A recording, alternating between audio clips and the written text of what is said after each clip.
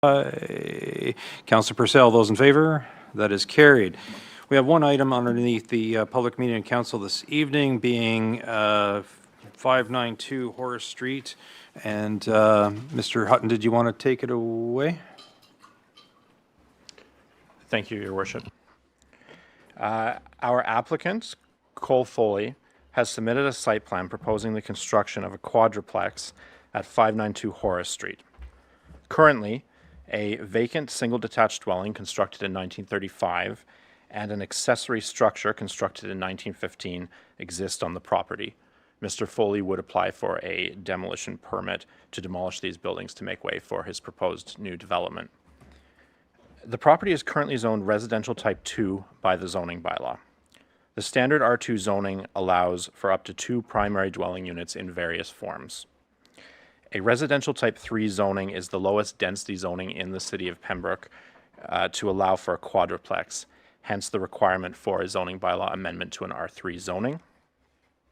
The proposed R3 special exception 13 zoning is required to allow for a quadruplex as well as to grant site-specific relief from 2 standard R3 zone provisions. The first being minimum lot area. 743 square meters is the standard requirement. In this case, 632.93 square meters is proposed. And minimum front yard setback. The standard being 6.1 meters, in this case 4.65 meters being proposed. Now, regarding these site-specific reliefs, the current single detached dwelling on the property has a front yard setback of approximately 2.5 meters, meaning that the proposed minimum front yard setback of 4.65 meters is in effect almost doubling the existing front yard setback on the property. The remaining requested relief from the standard minimum lot area requirement can be viewed as minor in nature and being in keeping with the intent of the zoning bylaw, with all other applicable zone provisions being able to be met and or exceeded, including provisions for minimum lot frontage, interior side yard setback, minimum lot depth, minimum landscaped open space, and minimum dwelling unit area. Now, regarding parking, the zoning bylaw requires 1.5 spaces per dwelling unit for the proposed quadruplex, meaning that a total of 6 parking spaces would be required. Mr. Foley's site plan shows all 6 parking spaces being accommodated on the property, meeting this requirement. The 6 parking spaces are shown as being accommodated in 2 driveways, one with a width of 20 feet, the other with a width of 10 feet, for a total of 30 feet in driveway width. The zoning bylaw permits up to 20 feet in driveway width, so site-specific relief is required to allow for the proposed total driveway width of 30 feet.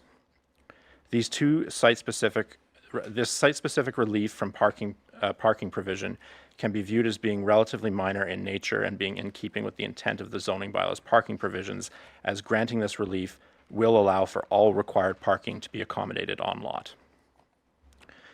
The proposed zoning can be viewed as being compatible within the neighborhood and the surrounding area of the property. Generally, the property is surrounded by residential type 2 zoning. The proposed increase to an R3 zoning and the proposed medium density use of a quadruplex can be seen as a gentle density transition in the neighborhood. Regarding the city's official plan, the property is designated residential by Schedule A. The proposed zoning is absolutely in keeping with this designation of the official plan, as it will allow for residential redevelopment and intensification in an already built-up area with sufficient planned infrastructure. 592 Horace Street is located within 1 block and 65 meters of Boundary Road and Eganville Road, both designated collector roads by Schedule B of the official plan. As such, this location will provide for prime vehicular transportation links throughout and beyond the city via Boundary Road's connections to other collector roads, as well as to Highway 17, and via Eganville Road's connections to other collector roads and to the city's sole arterial road, Pembroke Street West. Both the official plan and the provincial policy statement direct that development should occur, residential development should occur on properties with existing municipal water and sanitary sewer services. The existing single detached dwelling at the property is fully serviced. The requirement of a building permit for the proposed quadruplex will trigger the approval of the operations department to ensure adequate servicing capacity. Regarding the provincial planning statement, as this application proposes, again, residential redevelopment and intensification within a previously developed area that will introduce new housing options and result in a net increase in residential units, it is absolutely in keeping with the current provincial planning statement. As such, the planning department is recommending the approval of the zoning bylaw amendment application for 592 Horace Street from a residential type 2 zone to a residential type 3 special exception 13 zone. Thank you, Mr. Hutton. And Madam Clerk, can you please provide notice as to, as to how notice was given in respect to this particular meeting? Yep, through you, Chair. Notice was given by regular mail to all owners of property within a 120-meter radius of the subject land by email to all applicable agencies and was posted on site on February 2nd, 2026. Thank you. And Mr. Hutton, was there anyone in opposition of this application? Your Worship, prior to this meeting, a single submission of opposition was received from R.J. Lapine of 586 Horace Street. You have received this submission in your agenda packages, but to summarize, they say that first, the proposed development is simply too large for our area, and then they add that they are deeply concerned about the impact this development would have on property values in the area. Was anyone in support of the application? I see Mr. Foley on the screen here. Your Worship, I believe we have some members in the gallery that may want to speak to the application. Okay. Is there anyone in the gallery that's in opposition of the application that we're discussing this evening? If so, if you wish to speak to it, you can come forward, state your name, your address, and state what your concern is. So, sir, if you could come forward, state your name, address, and then please provide your comment to us. Thank you. My name is Keizo Matsuzaki, living in 625 Eganview Road. Our house is basically front yard is facing to the Eganview Road, and then parking lot is facing to the Horace Street. So basically, our parking lot is right on that Horace Street. So right next to your neighbor, actually. And my simple question is, how tall is going to be? How wide is going to be the dwelling that you're planning to build? And secondly, that how you access that the parking lot from the Horace Street? Because it seems like the parking space that you are telling us, and then access to that parking space is very limited. Through your Worship. So regarding height, the zoning bylaws requirement for maximum building height in a residential type 3 zone would be met. There's no request for site-specific relief from that provision. That provision, I believe, is 35 feet off the top of my head. The building is approximately 12 meters wide, and parking is provided in 2 driveways, which I can show you right here. 2 driveways, one of 20 feet width, and one of 10-foot width. I see. So there will be cars lining up in the straight line. So 2 in each. A total of 6 cars parked. Yes. I see. Is it? This is going to be a quadplex. So there's 4 dwellings going to be, right? Mm-hmm. And then 4 dwellings means at least 4 separate individuals going to park the car. Am I right? At least, because 4 families or 4 individuals are living there, and they're supposed to be nobody understands each other, and then you are expecting the people to park on a straight line, early in the morning that they're ready to go work. At this stage, Mr. Hutton, do you know the configuration in respect to parking for this particular property? Yes, I do, Your Worship. It is on the site plan that was circulated in your agenda packages. Address this gentleman's concern in terms of the parking configuration, because that's what is being asked, I guess. Yeah, because I don't want to hear so many noise saying that, hey guys, you guys need to move the car, otherwise I gotta go to work. I don't want to hear those kinds of things. I don't want to hear any kind of arguments regarding who's parking in the front, who's parking in the back, or all kind of stuff is always happening in the parking lot. So, Through your So, Mr. Hutton, can you, Through you, Your Worship. Tandem parking is permitted by the zoning bylaw. That is the situation that is proposed on the site plan. There is tandem parking involved. thank you. Are there other concerns, sir, that you wanted to raise to council? it's only the traffic that I only concerns. There's only one street that we are going to share with everybody. And then the parking space is so limited, and the way that the parking the car is so limited. And then it's not very easy accessible for anybody. And all of a sudden everybody comes out, and I try to back in my car. It's here we go, 4 or 5 cars lining up and ready to go. It doesn't really make sense to me. It must be a better way of doing this, because there is a quadplex was built right beside a Catholic church, a Catholic school recently, and they made a house. It's 4 front doors in the rectangular like that. So everybody has a different exit and access to their own parking. So there's no problem. It's smoothly moving around, and then there's no arguments at all, and enough space to handle that as well. But this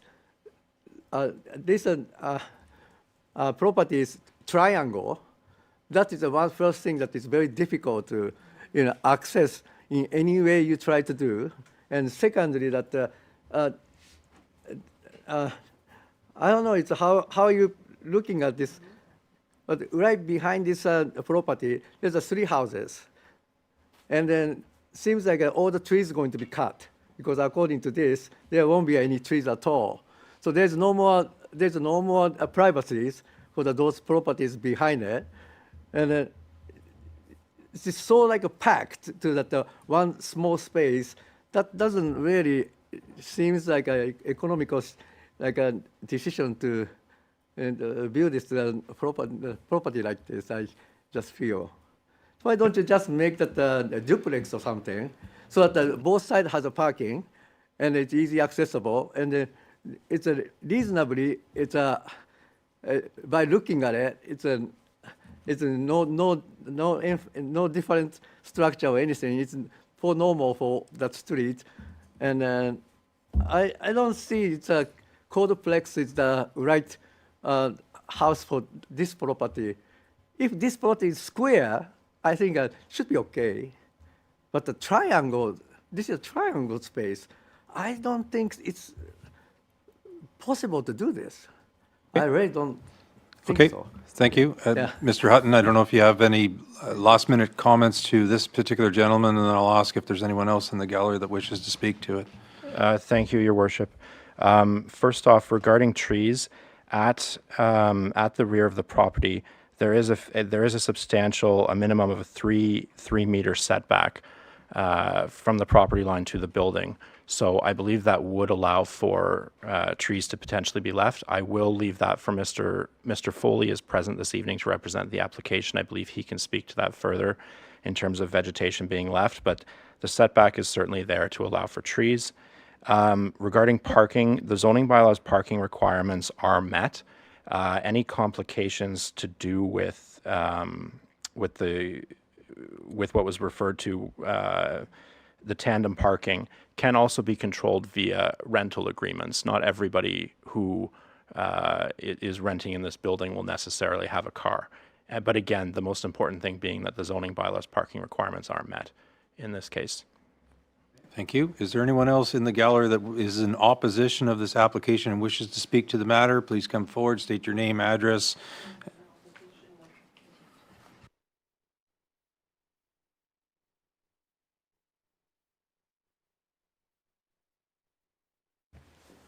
I'm Ruth Johnson, and I live at 369 Thompson Street. And what worries me is if they build a 4 unit and everybody has 2 cars, that's 8 cars. And you know, Ron, you live on the corner 2 doors from me. They use Thompson Street all the time. Everybody in that area use Thompson because you can't get out on Boundary Road at any time. If you're even going left on Boundary Road, there's that big cement wall. It's hard to get around that. And it's always busy, Boundary Road. It's hard enough to get out onto Eganville Road with that wide corner. Everybody is cutting the corner there. So I'm just worried about the traffic, because everybody will have 2 cars. That would be 8 cars. 8 more cars on our street. And the street is busy as it is. That's all I'm worried about. Okay? Thank you. Thank you. Is there anyone else in the audience that wishes to speak to the matter? Please come forward, state your name, address, and please provide your comment. Good evening. My name is Mike Davidson. I live at 615 Eganville Road. So my property arrears this property on Horace. As said, it is an oddly shaped lot, and I don't know how it's going to support a quadruplex. I have concern, like you're saying, 1.5 spots for parking. I don't know anybody that owns 1.5 cars, but I'm kind of concerned about that. I don't know, I have watershed problems from that property already because I'm quite a bit lower. There was a retaining wall of sorts there that the homeowner put in years ago, railroad ties, and it's quite deteriorated now. I don't know what he's doing for privacy, how that retaining wall is going to be addressed. Like he said, I haven't seen any layout plans of this place for height-wise, how privacy is going to affect me there. You say the infrastructure is all ready to take care of a quadruplex, and it sounds like it's going to be rental units. If it was homeowners buying these units, like a duplex kind of thing, we've had problems in the area before with renters, you know, like they just have that mentality that they don't have to worry about things because they're not there for the long haul. I've been there for over 25 years. So I have numerous concerns about, that was just sort of dropped in this letter, like one day Rick was living there, Rick Hoffman, and suddenly, poof, it was sold, and they're in the backyard taking down trees with a crane. So, I mean, it's all very sudden. So I have, like I say, numerous concerns. I can't, you know, just what's coming to my mind right now. But it makes me wonder if that area can support a quadruplex. So, thank you. Thank you. And I think that's everyone else in the audience. So, Mr. Hutton, in terms of support, we have Mr. Foley tonight. That's correct, and he is present via Zoom. So good evening, Mr. Foley. So you're here in support of the application. Welcome. Did you wish to speak to the application?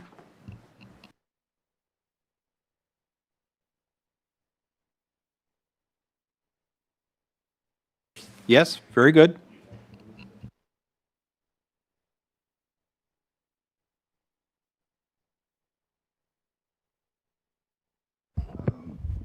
We want to talk economic between a housing crisis right now, so if our government and city and townships are asking for housing, we're going to be there to support that.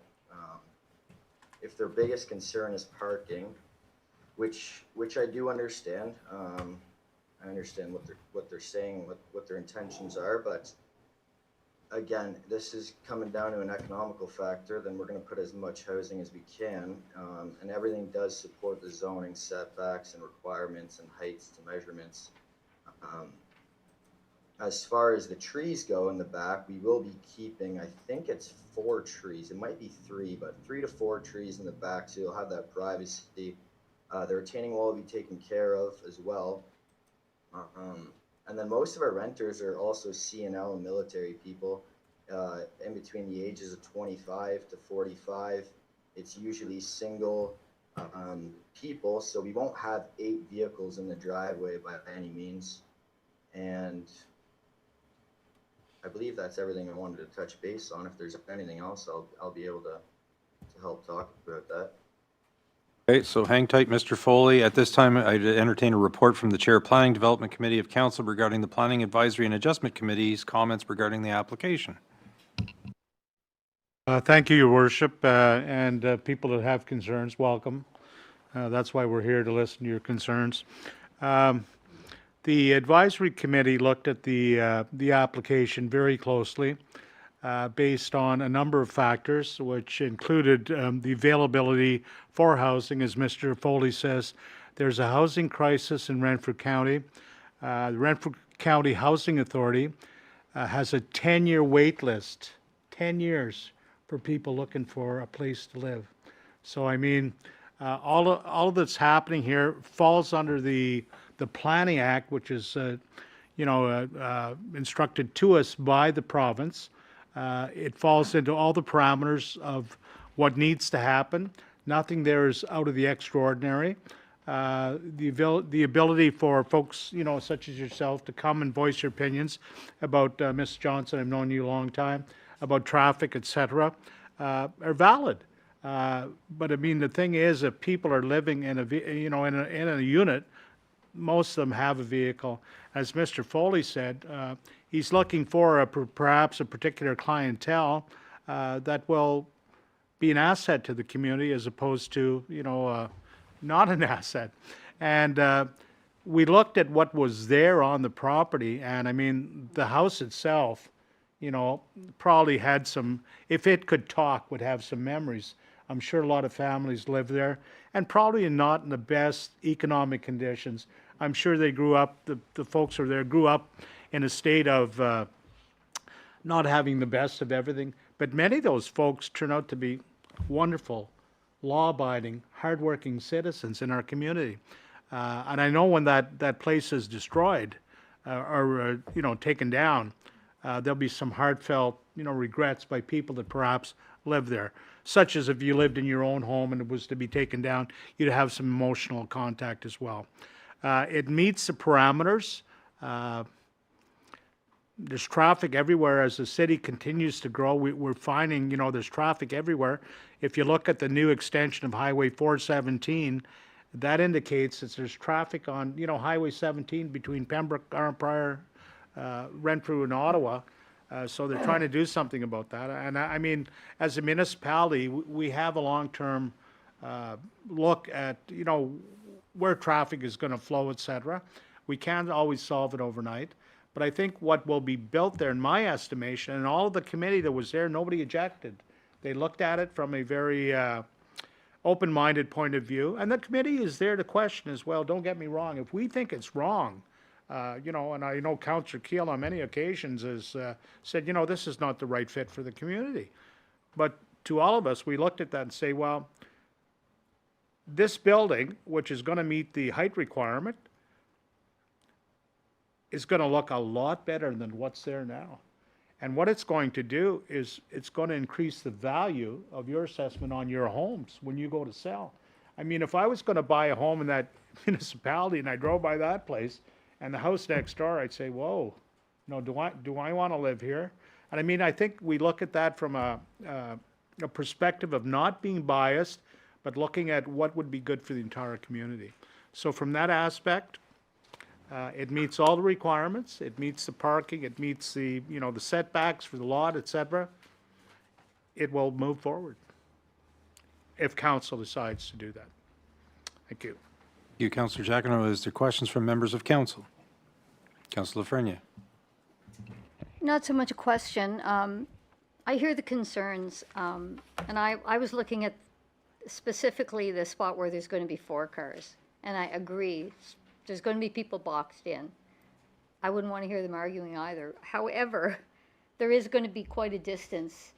I'm very familiar. I live in that neighborhood, and I have for 40 years. So there's at least a distance between where you're sitting in your kitchen and where they're arguing in their parking lot. But I really think that's up to the residents to work that out as well. That doesn't come under our authority to tell people, how to settle their parking problems. But I do think this is going to improve that community, that neighborhood aesthetic.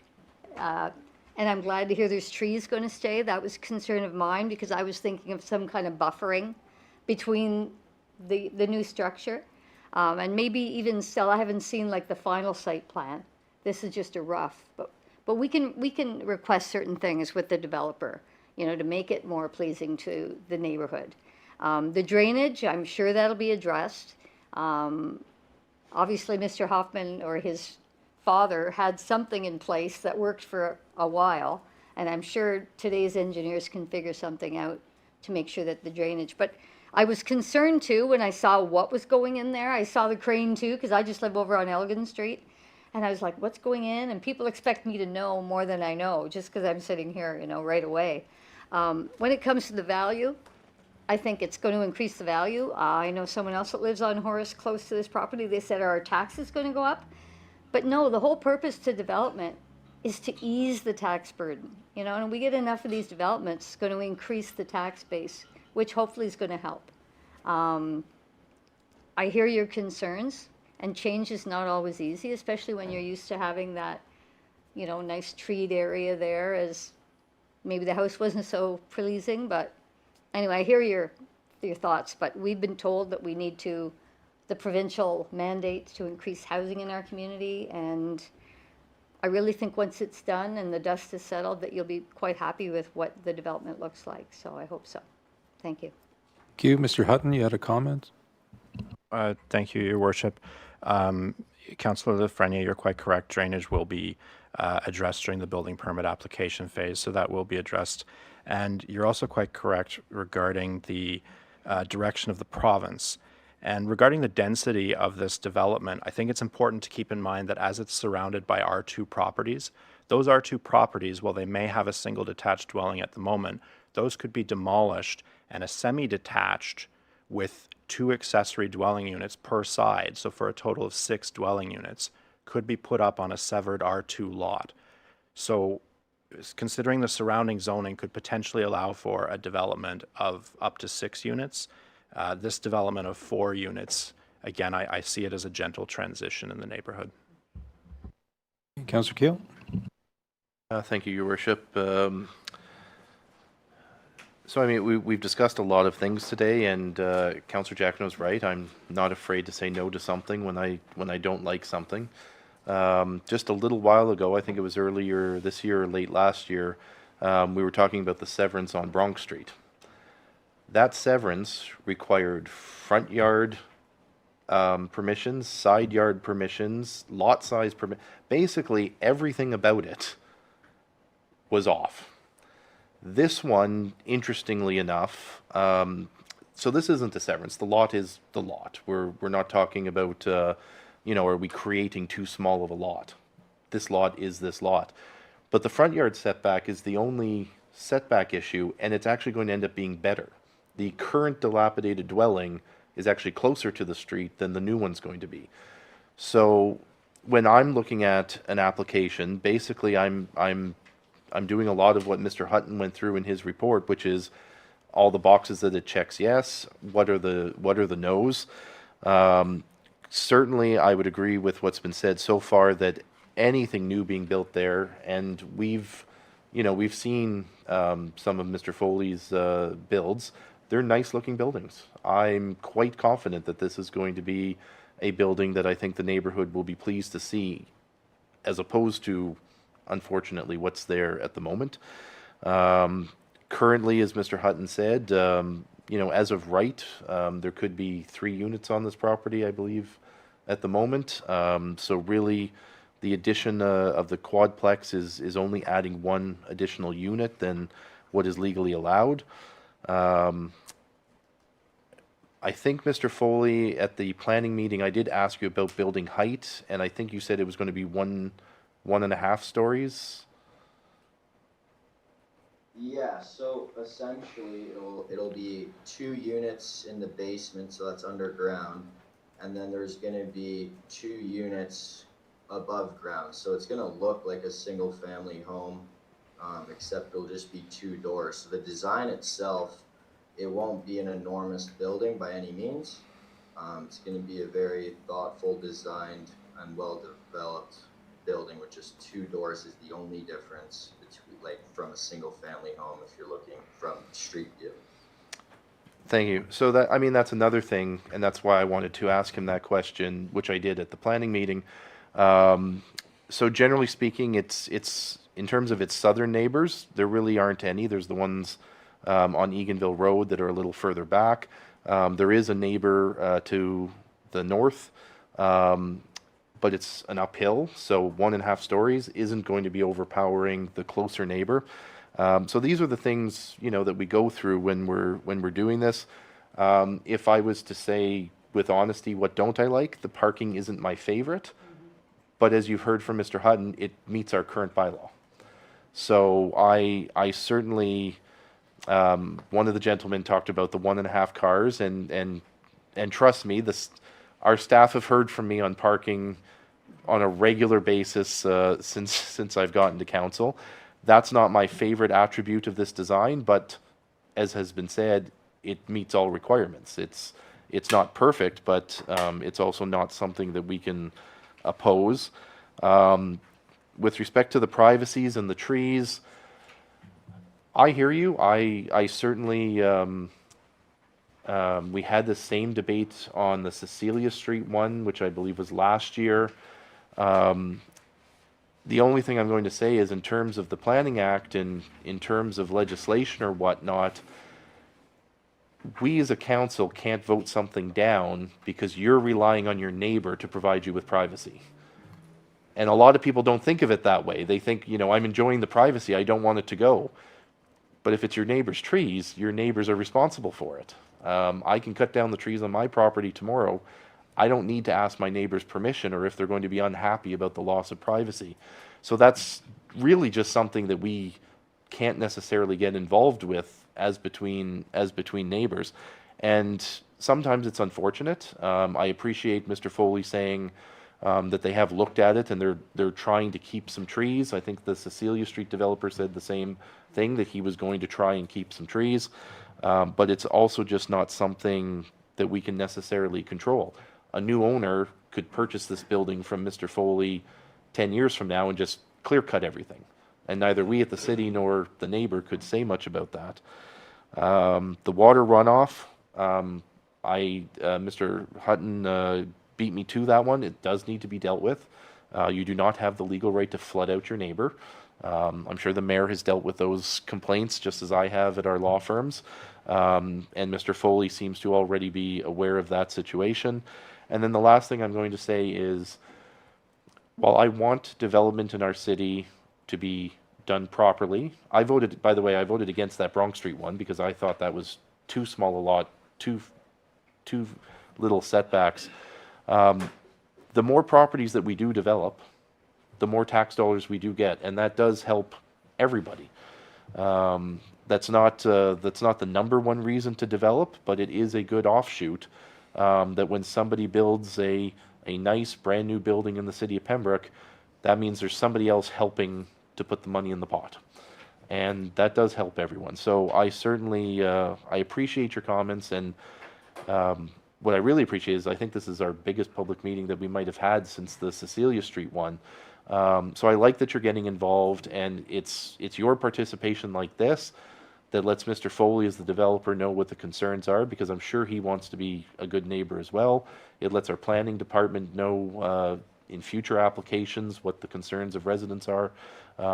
So really, I've already thanked Mr. Foley at the planning department, so I thank you for coming and showing an interest, because we around this table, yes, we have our own neighbors, but this isn't necessarily our neighborhood. It's only from hearing from people that we can actually get. Otherwise, we would just say put everything through. Apparently, there's no complaints. So I thank you for raising the issues, and so that we can look at them issue by issue. Thank you. Councillor Keel, any other questions or comments from members of council? Councillor Purcell? It's more geared to Mr. Foley. Mr. Foley, was there any consideration in terms of adding one additional spot next to the 20 feet? So another 10 foot, so to be 30 feet across, so that you'd have one kind of spot towards the left-hand side of the lot. That would facilitate, individuals that are backing out would have a place to park instead of on the road if they're parking in tandem. I'm just wondering if that would be some sort of consideration. I'm planning with that's something that that would be permissible, but one additional spot adjacent to the 20 foot would probably fit, looking at the site plan. Mr. Foley, did you want to respond to that in terms of, I take it to the left of the indication where it says 20 to try and alleviate the, I guess, the tandem business? Yeah, so we're still looking through what we can do best for this property. Obviously, it's difficult with the triangle, but we're working closely with our team on trying to get the absolute best fit for parking. That is our kind of biggest issue, and I hear the people with your complaints, but there's only so much, you know, that we're working through and that we can get. But that is a good point, and we are revising that and seeing kind of what our best options are and kind of what we can do. Okay. Councillor Keel, and then I think everyone has. Technical question to our planner. Are we allowed to expand that to a 30-foot driveway under our zoning bylaw? And then if the answer was no, is there a way for us to amend the ask without having Mr. Foley come back and have to do a minor variance for a 30-foot driveway? Through you, Your Worship, Councillor Keel, it is that width would be prohibited by the zoning bylaw and would require site-specific relief. In addition to the site-specific relief we're already asking for, regarding, I'll take that back to my director and check if we can amend the bylaw that will be before council in 2 weeks' time. Thank you. I mean, I guess I would say from my perspective, I would support that, and it would go a long way by the sounds of it to alleviate some of the neighbors' concerns. But I don't want necessarily to cost Mr. Foley money and have to restart the process. So if there was a way for us to allow that at the council level, I personally would be in favor of it. I don't know if other councillors have any thoughts on that one, but I would prefer that expedited, efficient process. So I'm seeing some noddings of heads, so so a yes from the county, from the committee members as to that particular point. Okay. So having said that, and everyone having an opportunity to speak, if you wish to be notified of council's decision, please contact Mr. Hutton at City Hall. And I'd ask for a motion to adjourn this public meeting. I have Deputy Mayor, seconded by Councillor Purcell. Those in favor? We are now adjourned. Thank you.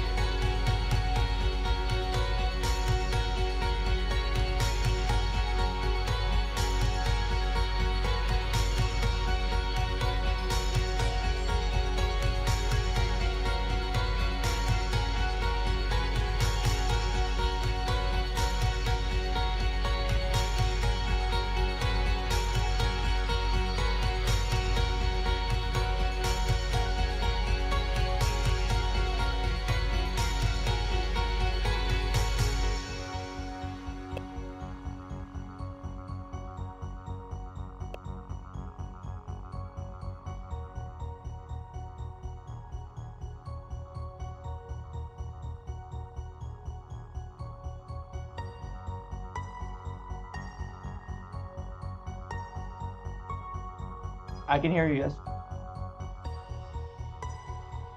Can you hear me?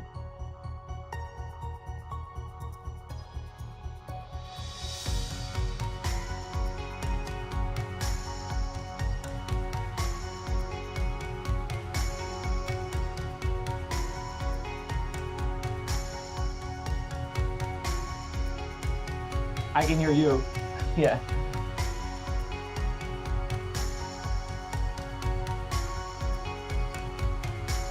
No problem.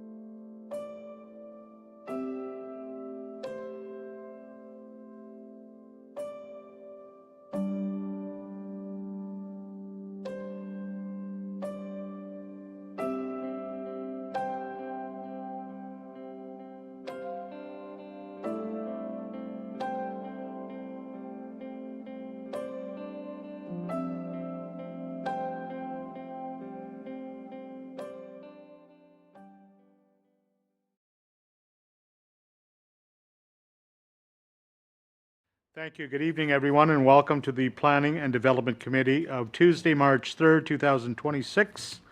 I'm calling this meeting to order. Are there any disclosures of pecuniary interest or general nature thereof?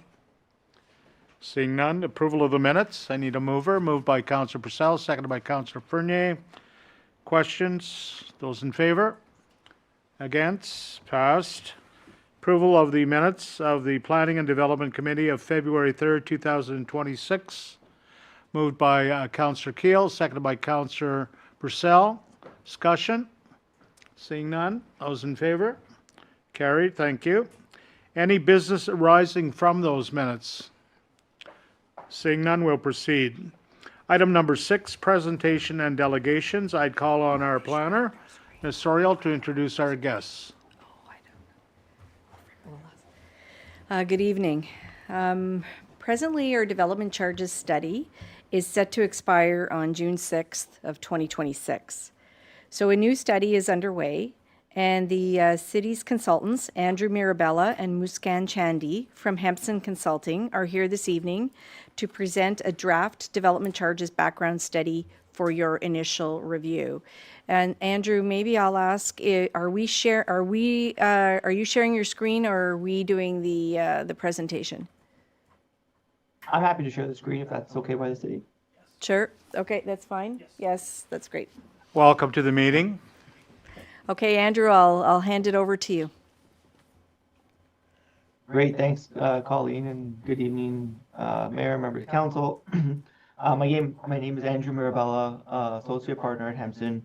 Per the introduction, we were retained to undertake an update to the city's development charge background study and for the passage of a new DC bylaw. So today's presentation is to provide an overview of the work that has been undertaken thus far, particularly as it relates to the citywide DC. So we'll go through the background. The DC Act and legislation has kind of been a bit of a moving target over the last couple years, and since the last DC study that you've done 5 years ago. So we'll go through kind of those changes. We'll talk a little bit about the capital program, what's influencing the charge itself. We'll go through the draft calculated rates. We'll look at the rates in comparison of the current versus calculated. We'll kind of compare those rates to some other municipalities around you. And then we'll kind of cap off with just the work plan and work schedule. So just as a background, in 2021, City Council passed your current DC bylaw that's in force, which imposed rates for DC eligible services. We kind of break them into two components: our general services, library, parks and recreation, fire, police, development related studies, engineered services of services related to a highway, which is roads, and public works, and water service and wastewater services. You'll see that through the presentation, although higher rates were calculated, the maximum permissible rates via the background study, council adopted lower rates and put in a motion to kind of increase the rates at 2% per year over the life of the 5-year life of the bylaw. So the rates in force right now are lower than what was calculated historically, and we'll kind of show that as we go through. The bylaw, as it stands, as written in the bylaw right now, it expires in June of 2026, which spearheaded a lot of these discussions that we're having today. So just kind of to put a little bit more to it, we're retained to kind of undertake two separate background study process. There's the one process, which is what we're talking about today, is the citywide DC background study, which is covering the services that we've got that are of the responsibility entirely of the city, which includes wastewater, which is all of Pembroke's only discussions, or Pembroke only infrastructure. And then we have a joint water and wastewater DC background study that's being undertaken in conjunction with Laurentian Valley, and that's covering all your joint water services as well as some shared wastewater infrastructure between the two. So what's going to be brought forward first, just in a matter of timing, is it going to be the citywide DC infrastructure, citywide bylaw, which will exclude the joint infrastructure, and a separate bylaw will be brought into force later once those that infrastructure and those assumptions are all agreed upon. A separate bylaw will be passed to cover those assets that are shared with Laurentian Valley. So just as an overview, maybe not everyone's all too familiar with the kind of nuances of DCs, but just in terms of what development charges are, they're imposed on development to pay for growth-related capital cost. They can be imposed on residential and non-residential development, pays for new infrastructure and facilities to maintain service levels at the county level, whether it's at the local level, or if there's EDCs in place at the education level, development charges can be levied. The idea and principle behind development and DCs is that growth pays for growth. So effectively, any infrastructure and facilities that are required as a result to service new development, it's not paid for by existing tax and ratepayers. That infrastructure need is proportionally distributed to those users benefiting from that infrastructure, that asset. The legislation has changed quite a bit, and since we last did the study, and most recently, you might have heard the Fighting Delays Building Faster Act, which is Bill 60, which was enacted in late 2025, and kind of continues to put forward the theme of reducing municipal DCs as being one way to help increase housing supply, increase development, and that's kind of continues to come through that latest bill and through that latest legislation. There are some impacts with Bill 60 as it pertains to the background study, and also as it pertains to the way the municipality reports on DCs. One, there's a special treatment now for land acquisition. Historically, land used to be embedded within the capital program of the service area. There is now a separate land acquisition capital program that we can include, and also changes the way we calculate our service levels as it pertains to land. There's a mandatory local service policy, which identifies what infrastructure can be or should be developer funded via your subdivision agreement versus what comes in through the DC background study for recovery. There's requirements on the way the treasurer reports on the financial statements and the way DCs are collected and spent, and disclosure to the minister about your bylaw, your background study, and your local service policy has to be made available at their request. There are other statutory exemptions which have come in over the last couple years, and some other requirements. Exemption for affordable and attainable housing. So if you meet the criteria for affordable based on the parameters in the Act, you are exempt from the payment of DCs. Attainable housing is identified as exemption, but there is no specific definition yet as to what attainable means, so that is still forthcoming. Nonprofit housing and long-term care home developments are also now exempt from the payment of DCs. There's discounts for purpose-built rentals based on the number of bedrooms being developed. 3 bedrooms or more would receive a 25% discount. 2 bedrooms is 20%, and 1 bedroom or less is 15%. Exemptions for additional residential units, so your ARUs, secondary suites, those are all exempt from the payment of DCs. Exemption for existing industrial expansions. So if you're expanding your footprint of an existing industrial building up to 50%, you would be exempt from the payment of DCs. That was always in the DCA for quite a number of years, so just restating that now. And similarly, your exemptions for municipal boards and boards of education are exempt from the payment of DCs. So in terms of our study process, we start off with a development forecast, looking at the amount, type, and location of development. That really helps inform our growth-related infrastructure needs. So what capital do we need to build in order to facilitate that development? There is a 15-year historical service level restriction, which is the box on the right, which effectively helps us set a limit as to how much can be funded from DCs. We can't use DCs to increase our level of service beyond that 15-year average. We can only use DCs to maintain that level of service. And that service level restriction applies for all services with the exception of your engineered services of water and wastewater. There are a series of legislative reductions and adjustments that we have to consider: grants, subsidies, available DC reserve funds, any shares of the program that exceed the service level calculation. We have to take that all into consideration and reduce our costs that we've identified as eligible for funding. Once we've kind of made those adjustments, we have what's left as our DC eligible recovery amount. The costs get delineated between your residential and your non-residential sector. Residentially, the charges are on a per unit basis. Non-residential is on a per square foot or per square meter of gross floor area. So just looking at one of the key inputs is our forecast.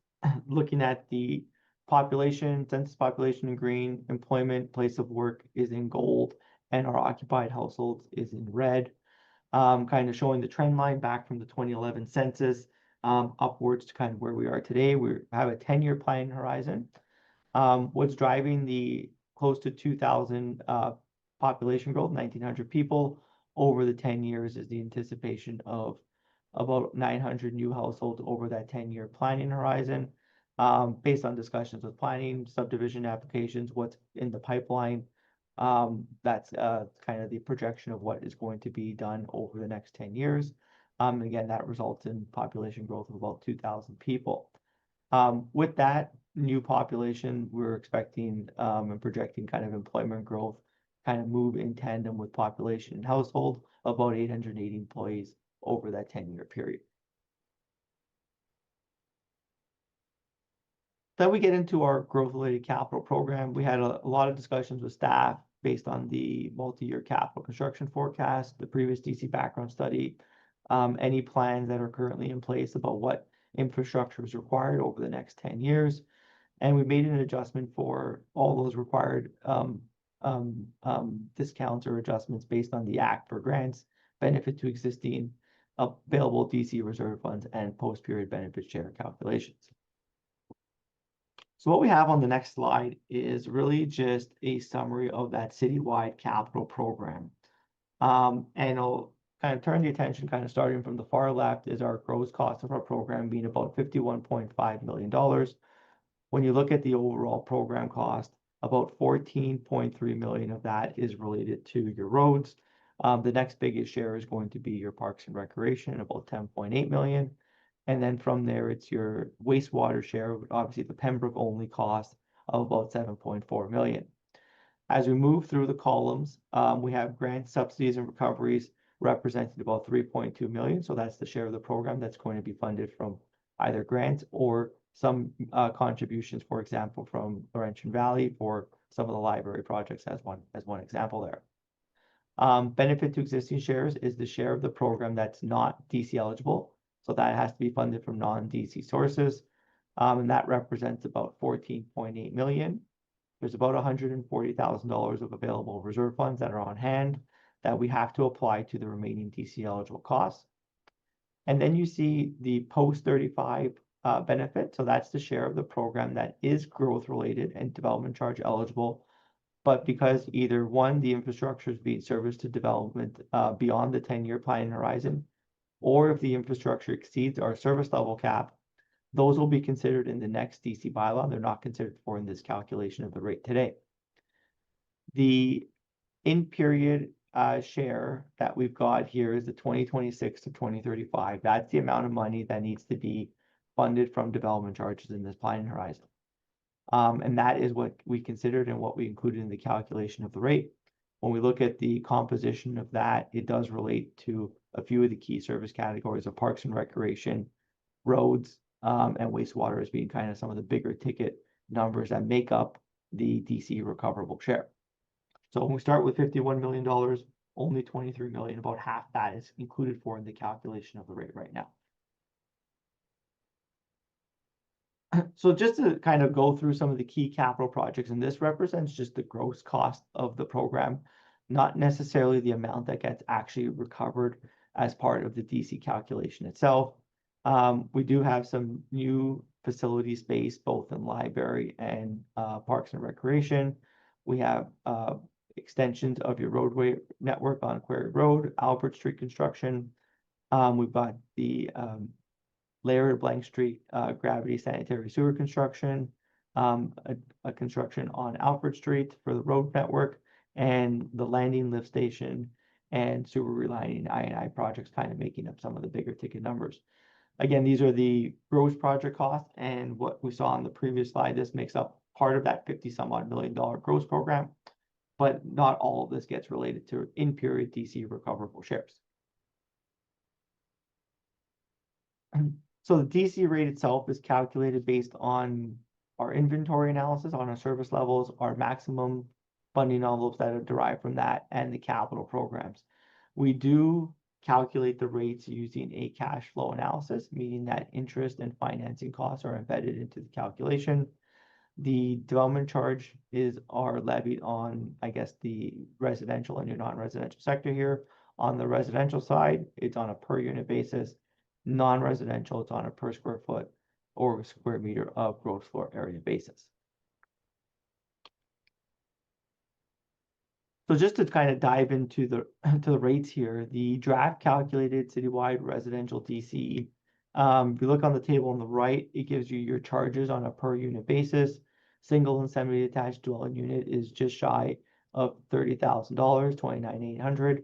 The unit rates are differentiated by the type of units themselves based on the occupancy patterns within them. So less people living in those units have a different demand on services, and therefore the DC rate is reflective of that. So your apartment charge is about half of your single and semi-detached dwelling unit rate of $17,808. Rows and multiples is about $23,840. The pie graph on the left of that table shows the distribution of that charge. So for the example of the 29,800 single and semi-detached rate, the pie graph shows where that money is going. And if you think back a couple slides on the capital program, we see that most of the charge is related to your services related to a highway, of roads and related, wastewater services, parks and recreation. Those were the shares of the program that represented the largest share of the cost, or the DC eligible share capital that needs to be recovered. I will note that the graph here in the citywide chart that we calculated excludes the shared services, so water, shared services, and the wastewater component of the shared services. That will be covered again in the coming weeks and months here as we kind of go through that similar process with Laurentian Valley.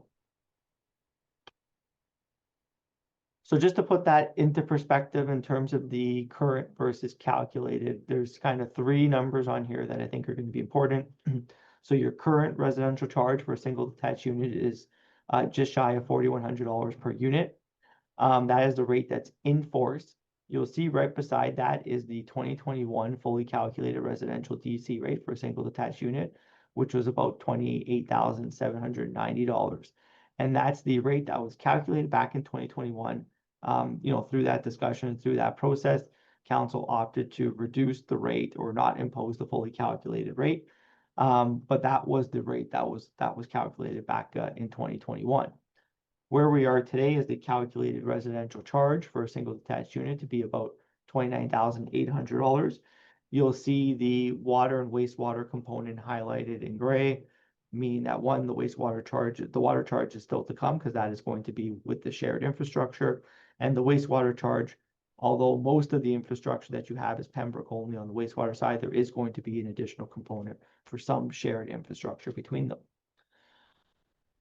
Aside from those two elements, we are seeing increases, I guess you could say, across the board, certainly on the current charge that's in place, partly because it's artificially reduced from what we have as the fully calculated rate, but we are seeing increases even on that front.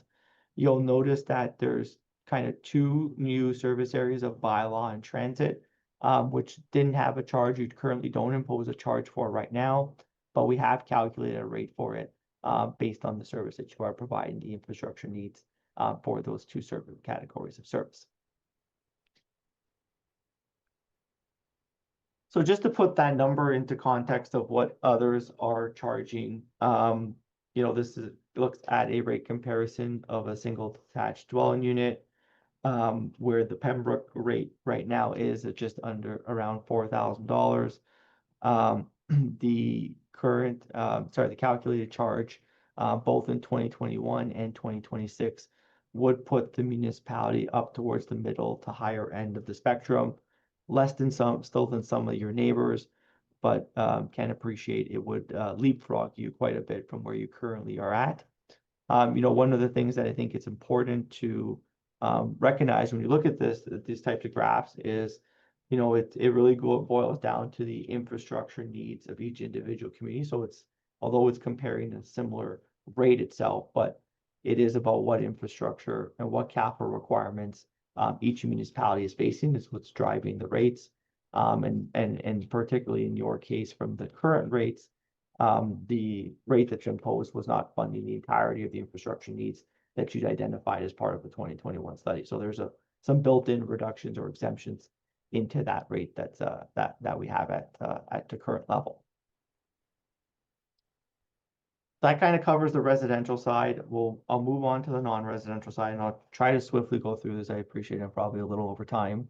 The calculated non-residential DCs are at about $105.84 a square meter.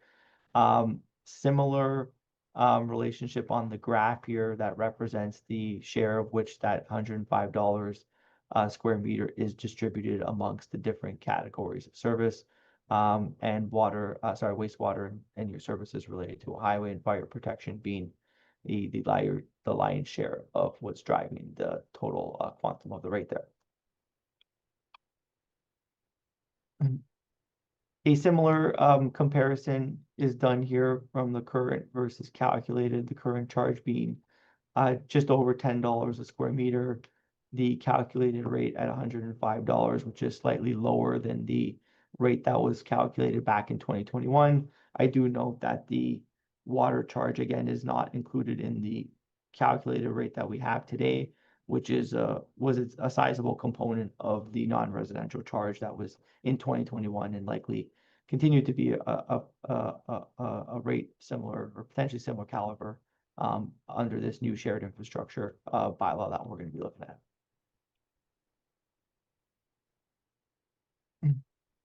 So looking at the non-residential rate for commercial developments, the rate comparison kind of follows a similar trend line to the residential side. The current rates are on the low end of the spectrum, recognizing there's kind of still neck and neck with Laurentian Valley in terms of the rate, but the calculated rates would put you towards the middle, the higher end of the spectrum relative to some other communities, but still less than, certainly well less than the city of Ottawa, but also less than some of your neighbors in Mississippi Mills, Carleton Place, and Perth and Prior.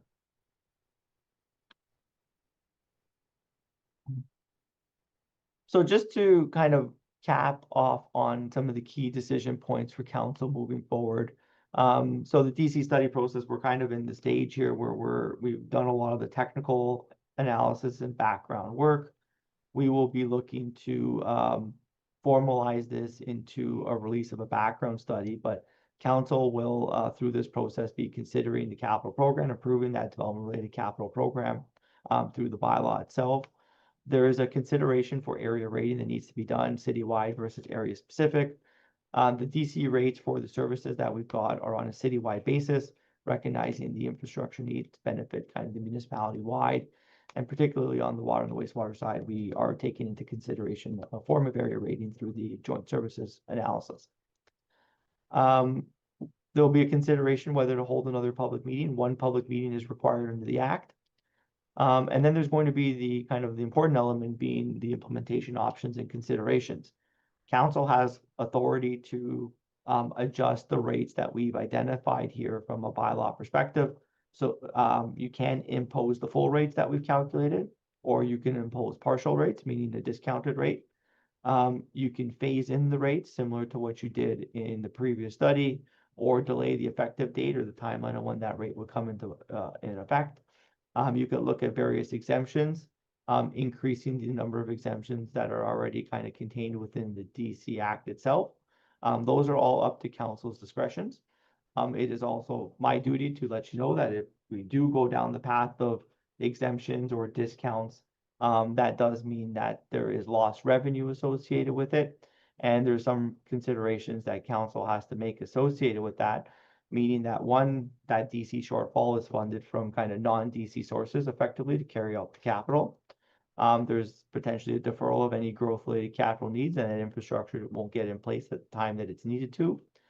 Or to kind of go the way of the reduction is to reconsider your growth-related capital needs, and that might look at reducing or eliminating your capital program or project specifically to bring down that DC rate. In terms of a DC reduction, just to kind of quantify that, 50% of a DC reduction or rate reduction from what's calculated would result in about $12 million in lost revenue over 10 years. And that's about, on an annual basis, about $1.2 million. And that's about a 4% tax levy increase to offset that difference. So obviously just want to make sure that we're aware of some of the considerations that and the decisions that are going to be up ahead of you as we go through the consultation process.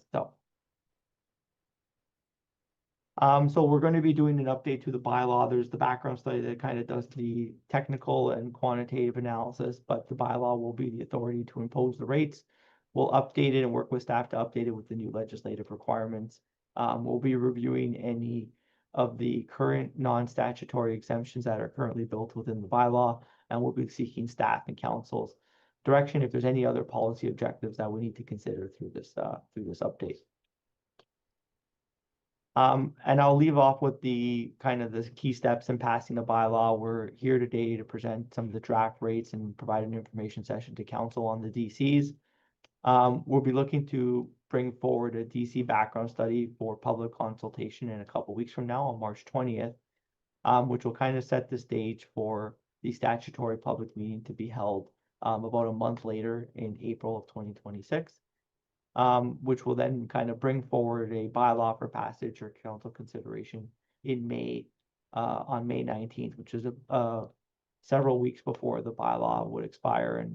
And we're happy to kind of continue to work with council up through the bylaw passage and staff on those implementation options and considerations. So I will pause there and I'll be happy to take any questions or comments council and committee might have. Questions of council? Councilor Purcell. I'm sorry, Your Worship, Councilor Purcell, and then Councilor Keel and Deputy Mayor. Your Worship. Okay, thank you, Mr. Chair. Thank you for your report this evening, and it feels like yesterday when we were looking at the previous report. I recognize when looking at your report, the comment about growth pays for growth, and that makes perfect sense to me. I can indicate that we're absent a member of council this evening, and I share his view that if, and I'm just putting this out, that if we were to do the maximums that are permitted as indicated in your presentation, that it would stifle development. And so certainly, just like last time, I don't support a jump to the opposite end. I do know that our comparator, generally speaking, is local municipalities in some respects, and in other respects, Brockville. One question I have for you is whenever I look at the at your report and I'm going through it, there's an indication of library services, there's an indication of a proposed recreation complex and so forth. And I'm going to pick on the library one for a moment. Despite what some members might be telling staff members at the library, I just honestly cannot see building a library complex inside a multi-recs complex anywhere in the near future. And so what I'm wondering is if it was in previous bylaws and if it was to be removed now, what happens to the monies in terms of the development charges that have been raised for that particular item if that gets gutted out of the current bylaw? So if X number thousand was raised before, does it get absorbed into the other columns that council might say, yes, we want to see Quarry Road punched through, we want to see these other things? Does it get moved into there, or is, like, what happens to those dollars that have been raised as a result of development charges in the past? Yeah, so that's an excellent question. So if a project changes its scope and, through this process, we decide that that is not required anymore, any money that's in the reserve fund can be applied to other projects in the capital program. So we would still use them and they'd be redirected, but it has to be contained within that service category. So any money that's in library would have to stay within library. We can't be applying the library money to roads, for example. You could, in theory, loan money to roads, but it does have to be paid back with interest in accordance with the act. Chip, go ahead. If I could, just one follow-up then. So if it's not a new, whatever it was, 1,200 square feet or something, library service, what else would classify, because growth paying for growth, what else would qualify in respect to the library? Is it just simply fixing up the library, or what qualifies for development charges that it could be used for?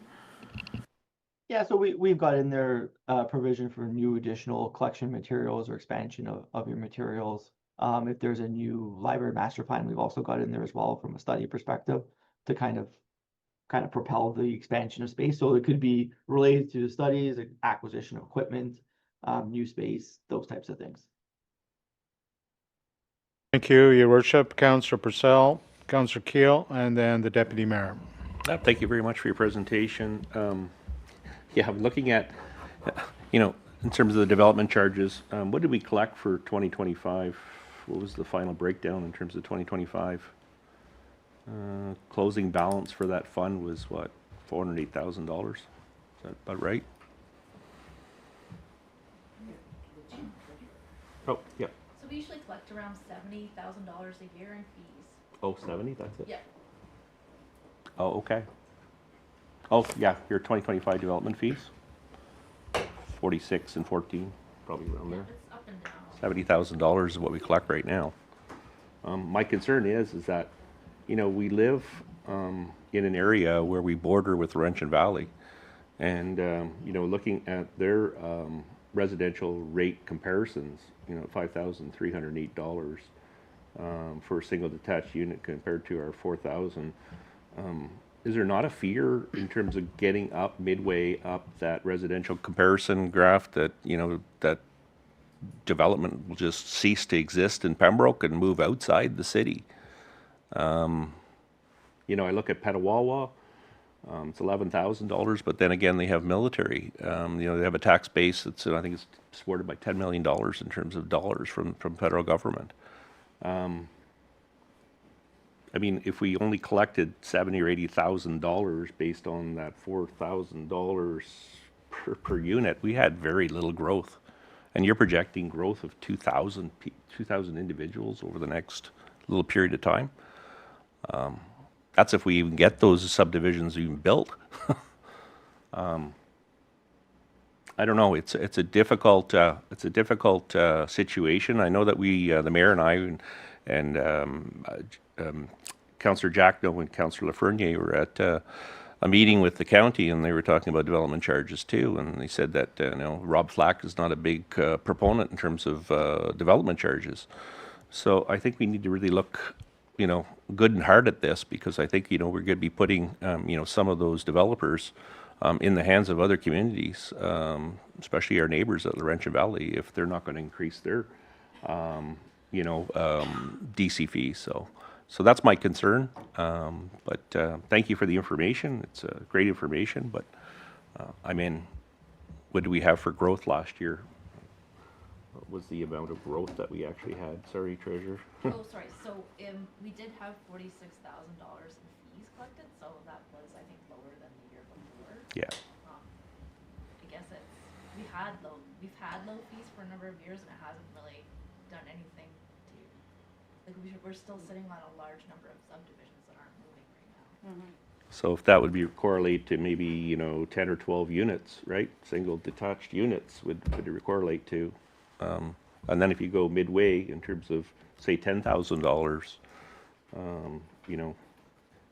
the amount of dollars that you're gaining in terms of providing to these services, it's peanuts, really. It is. And then the issue is you're going to have developers walk away, or potentially walk away from City of Pembroke. Thank you. Councillor Keel? And the Deputy Mayor. So I guess I would just like to know what the mayor and Councillor Purcell are afraid of. People aren't developing right now. Petawawa is sitting at $11,000. They're not afraid of people going to Laurentian Valley. Why are we? They don't live beside Laurentian Valley. They don't have Keep your comments to the chair, please. Through the chair. The town of Petawawa absolutely has a border with Laurentian Valley. At the end of the day, there's only one taxpayer. If we aren't collecting money through development charges, we're collecting money through taxes. And I got to tell you, I hear a lot more about how high Pembroke's taxes are. Nobody has ever complained to me about development charges. A phone call from Councillor Plummer today was the first time somebody has called me complaining about a potential increase in development charges. So who are we afraid of? Right now, we're the lowest in the area. There's a lack of development.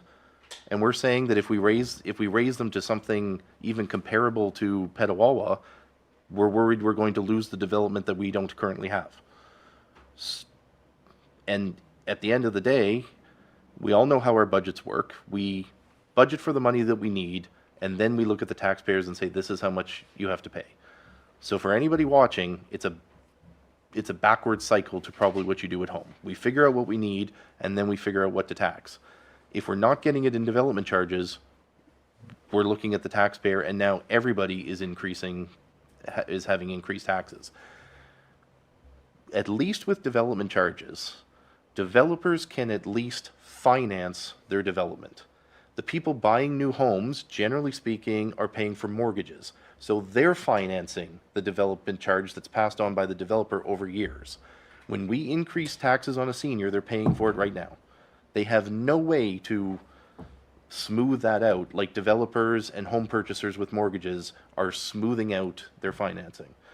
So I'm not saying let's jump up to, 29,000. That seems to be a huge jump. But I think what you're looking at in front of you right here is exactly where this council has fell down in the past, which is not keeping up with things and not investing in ourselves at an actual normal rate. So, we can keep it, we can keep our development charges down at $4,000, the lowest in Renfrew County. Is the mayor or Councillor Purcell going to tell me that tomorrow there's going to be a flood of development? Or do we come back 10 years later and go, oh, we still didn't have anybody? But during those 10 years, we lost out on development charge dollars. And, I agree with the comment that Minister Flack's not keen on development charges. There's an irony there, of course, which is, he's always saying there's only one taxpayer, and it's going on the backs of the property owners.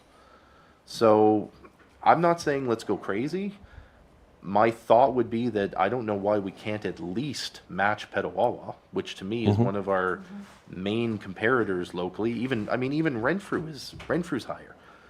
Armprior is through the roof, and I know, you know, I get it. People are, well, they're closer to Ottawa. What does that have to do with anything? A teacher in Pembroke and a teacher in Armprior is making the same amount of money. The person working at Chuck's in Armprior is making the same as the person working in Chuck's here. What does the proximity have to do with anything? The town of Armprior putting in a water main is probably paying about the same that we're paying to put in a water main. So, again, geography aside, North Grenville's out in the middle of nowhere. They're at $25,000. So all I'm going to say at this point in time is I don't know what we're afraid of.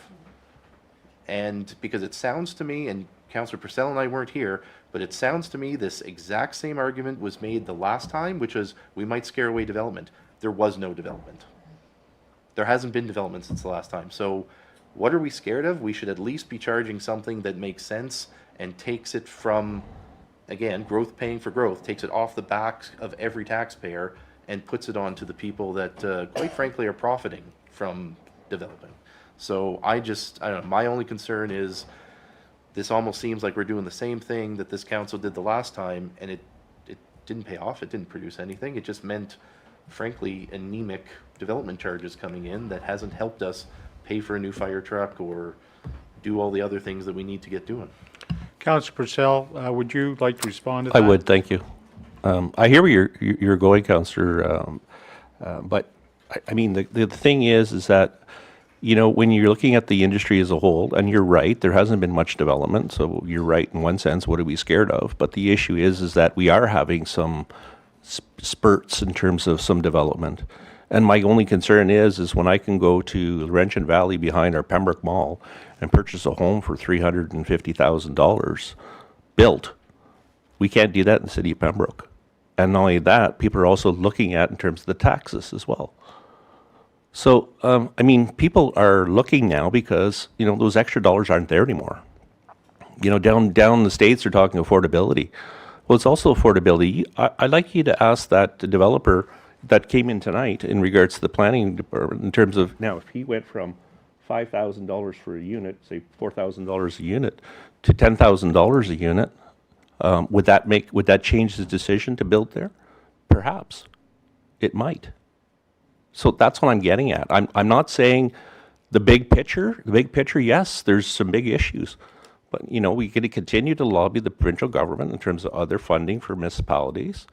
Rob Flack, again, is not a proponent in terms of development charges. That being said, we need to kind of go back to and petition the government in terms of, hey, what are we going to do to get some additional funding to provide these services, supports to build these developments? That's mandated through the legislation. But my concern is that, you know, we continue to do this, and you know what's going to happen is that the little bit of development that we do have, or proposed development, may just stop, may halt, or move. Thank you. Deputy Mayor, and then Councillor Fernier. Councillor Fernier, aware of all the information that's been shared tonight? I read through it. Okay. And I'm familiar with Okay, development charges from other Yeah, years. very good. Go ahead. Thank you. Go ahead, Deputy Mayor, and then we'll have Councillor Fernier. So this is an information report, so I'm not going to belabor what's been said. I'll add a couple points, but we'll be debating this when we come to the bylaw. But I have a couple of questions for you, sir. Thank you for your presentation. If someone builds affordable housing, and there's an exemption for affordable housing, and they build 10 units and 5 are affordable, so is there no development charge on those? And the other 5 are market rate. Is development charge at the market rate? Units?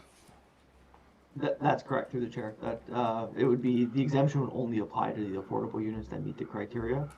The market rate ones, the non-affordable per se, would be levied at TC. Okay, thank you.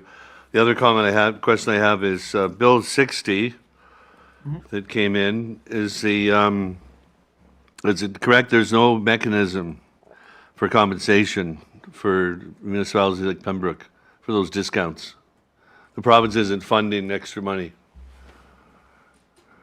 Yeah, so the province isn't providing any direct funding as a result of Bill 60. They've indicated through, additional grant funding and the waterworks grant, but nothing like the Hughes funding. So all these different grant funding streams, but they're still application based. So nothing that's a set funding stream to offset the discounts and exemptions that they've provided through the TCA. Okay. So the challenge with Pembroke is we all know we're landlocked, and we have Merchant Valley building behind us, Campbell Drive at affordable. Some of the homes are like $299 or $350.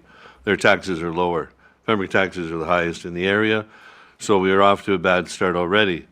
We went to Roma.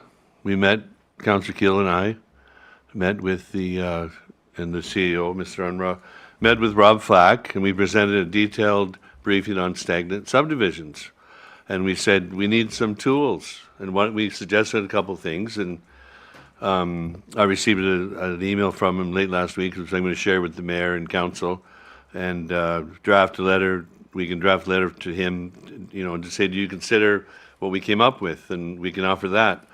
But the thing, we need affordable housing in Pembroke. We need growth, right? And it's gradually getting better with infill. We've seen the infill that we have. But I think I spoke to a developer today, and it wasn't Councillor Plummer. And he said to me, if you raise rates, you're not going to get developers knocking at your door. And he said, Petawawa has the rates. Petawawa's humming. Pembroke isn't humming. If you were humming, you could increase your rates, right?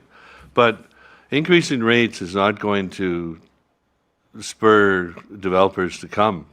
It'll do worse for us, So any increase in rates has to be structured, balanced, so that we can work with developers. And it's very important to listen to them at the public meeting and our other stakeholders in the community and the public in general. We don't want to, just stop development, especially infill like we saw tonight. So developers aren't going to come knocking at our door if we increase these rates up to, $10,000 or $11,000. That's not good how it works. You want to sell something, you want to build, you got to have an affordable rate. And I know Petawawa is, they're building more than us. The developer I spoke to today, he said it costs twice as much in Pembroke to put in a foundation than Petawawa because they have sand and we have clay here. And that's one of the realities. So the costs are higher. So if we want to balance everything and get these projects, which is a wish list, I'm chair of the library board. I spoke to the CEO, Kathy Regimani, today. I said, this space that you mentioned, she said, that's only if we had the population growth. That would only be separate library space if we had the population growth. So what we have to do is grow our tax assessment, work with developers, have a rates that's structured properly and balanced, and then have a fair funding model with the province to take back some of these downloaded programs that they have and get costing for the OPP, policing subsidy, which we always talk about. So we have to be very careful going forward. Thank you. Councillor Fournier. Yeah, we don't have a lot of land left. And we have seen a surge in developing, so I tend to differ. We don't have the we do have some large developments, but they seem to be at a standstill, you're right. They're not moving forward, some of the larger ones. But we have seen a lot of infilling, as one of the councillors said. So I guess what I look at is, we could compare ourselves to Laurentian Valley, if you like, and say, yeah, maybe we should only have the same charge, because we're competing with them. But we're doing it now, as Councillor Keel said, and it's not helping us move forward. Plus, we have a lot more expensive services that these developers are going to be able to take advantage of. We have a full-time police, like renting is a little different in the city of Pembroke. You have different services provided to you. You have a full-time fire, you have full police. Like, our roads are a lot more expensive to repair because we have the infrastructure under the roads. So you can't compare what our expenses are to what their expenses are. So I guess that's what I'm looking at here, is that if individuals want to build a development in the city of Pembroke, they're catering to different clientele. They're going to get renters that want to live in the city, that want to be able to walk downtown, or that want to be able to not burn a lot of gas to get where they're going. So I think that we're doing the wrong thing. People do want to live in Pembroke, and seniors especially want to move to Pembroke. So I don't know that we should sell ourselves short by giving them cheaping out on the on the development charges, because they're a business, so they can get that money back. As Councillor Keel says, the ratepayer can't. And they're the ones going to be footing the extra bill if we're not offsetting some of their expenses with some kind of development charge. I haven't seen too many developers worrying about paying their taxes, because like they're renting them out. They can recover it. They can claim a lot on their income tax. A homeowner can't claim any of their income tax, their expenses of home ownership. So I don't think we should sell ourselves short. I'm looking at the communities, and some of the ones that are higher up are like us. They have full-time fire. They have all the infrastructure under the roads. So paving a road is expensive. So I think we should be looking at Renfrew as more of a comparator, and maybe Petawawa. Petawawa's got base, so it's very difficult to compare to them. And they have a lot of space. So there's a rhyme, base and space. So, I mean, they've got lots to work with. Like, I think we made a mistake in the past with competing with Laurentian Valley, because that's always been the way it's been. But no, if people want to develop in Pembroke, we only have so much land, so why give it away for nothing? Like, you know, why cheap out? Thank you. I'm going to end the discussion, but before I do, from the chair, there was a mayor a number of years ago went to a conference, and he was in a development charges session. And Pembroke at that time had 0 development charges, none. So the mayor that day came back and met with, I think, Colleen Sorial, who was the planner at the time. And I think that mayor said, why do we have 0 development charges? And the council of the day then instituted development charges. I don't know if you can recall that, Ms. Sorial, or not. That's some years ago. And as Councillor Fernier is saying, we shouldn't be selling ourselves short. You know, we look at Petawawa, but 50% of their houses are on septic systems. They're not hooked up to water. So, you know, we have that cost, as you said earlier, to provide a certain service. We have the regional hospital, which other people do not have. That's a plus, and the other services as well. So selling ourselves short, I think, is shooting ourselves in the foot. The developer will get his money back. And as to the comment about, you know, the taxpayer, you know, the senior citizen, they have an outlet to recoup some of that funding if they're on a fixed income. The government of Canada subsidizes them through their income tax a little bit. So it's not as though they don't get a break. There is a break. So anyway, thank you for your presentation, and we'll hope to resolve the problem, or not the problem, but the challenge. I guess the word is challenge in the near future for the benefit of all. Thank you. Thank you for coming. Chair, may I just make one comment? Just Go ahead. There was a few other comments that came about. I mean, and not to kind of rebuttal anything, but just 2 points. One, the Township of Laurentian Valley is also going through a DC study process right now. We don't know what their draft rates are or what that bylaw will look like, but they're going through a similar exercise. So it's fair to say they will be evaluating DC rates just like the city is. So those rates might change. Second, just as a point, you know, there is no direct literature or example to say that if we decrease DCs, there's a direct correlation to increased development or housing activity. We haven't found it, and historically, I know, you know, looking at the GTA isn't always the best example for the folks out your way, but needless to say, those areas that have had the highest growth rates have also had the highest DCs. So development charges don't always have a direct impact on the rate of growth or pace of growth. It is directed to where development is occurring, where there is activity, and where there's demand for the service. So I will maybe leave with that, and I know there's, you know, these are economic development discussions. These are discussions that you have around the council table trying to encourage growth. And I know the provincial discussions have always put DCs in the discussion of ways to encourage growth, but it's not always a direct correlation and a one-to-one correlation of decrease by X, you get a number of new units. So I will leave that, but it was a really good discussion with council tonight. Thank you very much. Food for thought. Thank you. I appreciate that. Okay. We'll proceed with our next item. Watching the time. New business, draft development charges background study. So, Mr. Chairman, this is just a quick report, just to follow up on that. So, like, as you heard, our development charges bylaw is set to expire on June 6th. So, according to the draft development charges background study that you saw and that the consultant has outlined today, he outlined the rates. Is there any other information you would like added or taken out that you saw this evening? You can let me know now. You can let me know, in the next day or so, because based on our timeline and to meet our requirement before that bylaw expires, we're going to have a decision on the draft rates.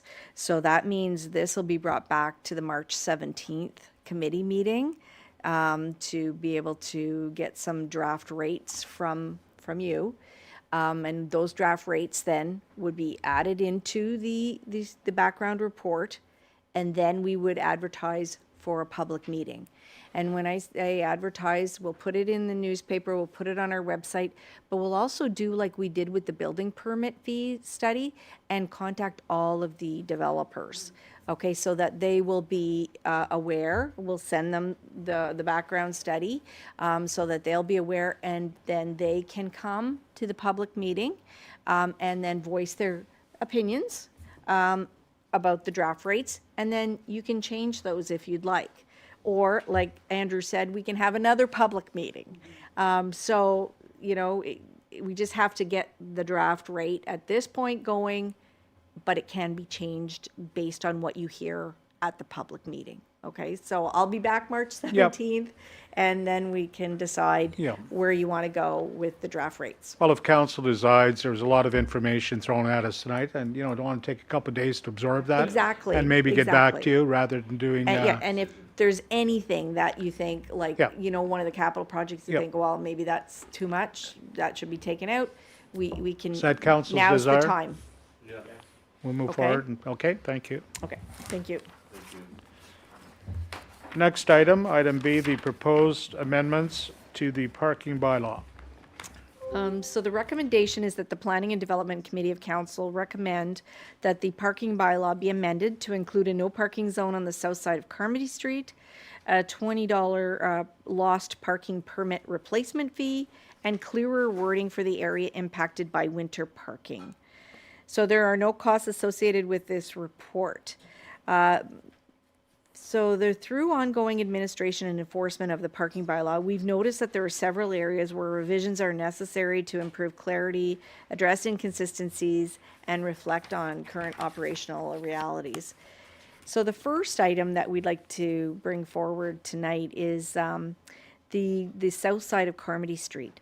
This side of Carmody Street, presently, right now, is signed as a no parking area and has historically been regulated as such.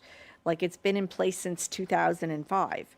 However, during a review of our parking bylaw, it was noted that the no parking designation for that side of Carmody Street was inadvertently omitted and requires correction to add to this back into the parking bylaw. Parking is permitted on the north side of Carmody, but it should be prohibited on the south side. And as you know, it serves as a major bus route and provides primary access to Bishop Smith High School. The roadway is relatively narrow, and this condition is further exacerbated during the winter months when the snowbanks further reduce the road width. So secondly, staff is noting that there should be a cost for people who have lost or misplaced their parking permits. We've noticed that this is something that's happening on a regular occurrence. It takes staff time to replace the parking permits, and so we're suggesting a permit replacement fee of $20 should be implemented. Thirdly, the parking bylaw defines winter parking as an area where no overnight parking is permitted at any time from November 1st to April 30th between the hours of midnight and 7 a.m. And this is mostly located in the downtown core. So we've reviewed the existing wording and we have identified that the current directional references in the street boundaries are very difficult to interpret. So we just like to reword it. So we need to replace that section in the zoning bylaw, and it's more of a housekeeping. We're not increasing the area or anything. The area is staying the same. It's just that it's easier to understand the way we're adding the new wording. So we looked at options, and we still think that we're recommending that the no parking be implemented back onto the south side of Carmody Street. We've looked at options for the fee replacement for a parking permit, and we think that based on the fact that staff has to take time, that there should be a $20 replacement fee. We added a fee like that to animal control for replacement of a lost pet tag. And for the final one to change the winter, or to reword the winter parking boundary, it just provides more clarity and enforceability. But again, there's no changes to the boundaries. So those are the three changes that we're proposing. Comments, direction, Councillor Keel, Councillor Fernier. Madam Clerk, would you like 3 motions or an attempt at trying to do all 3 in one? One would be. One would be good. Okay. So I would move that the parking bylaw be amended to reincorporate the south side of Carmody Street as a no parking zone.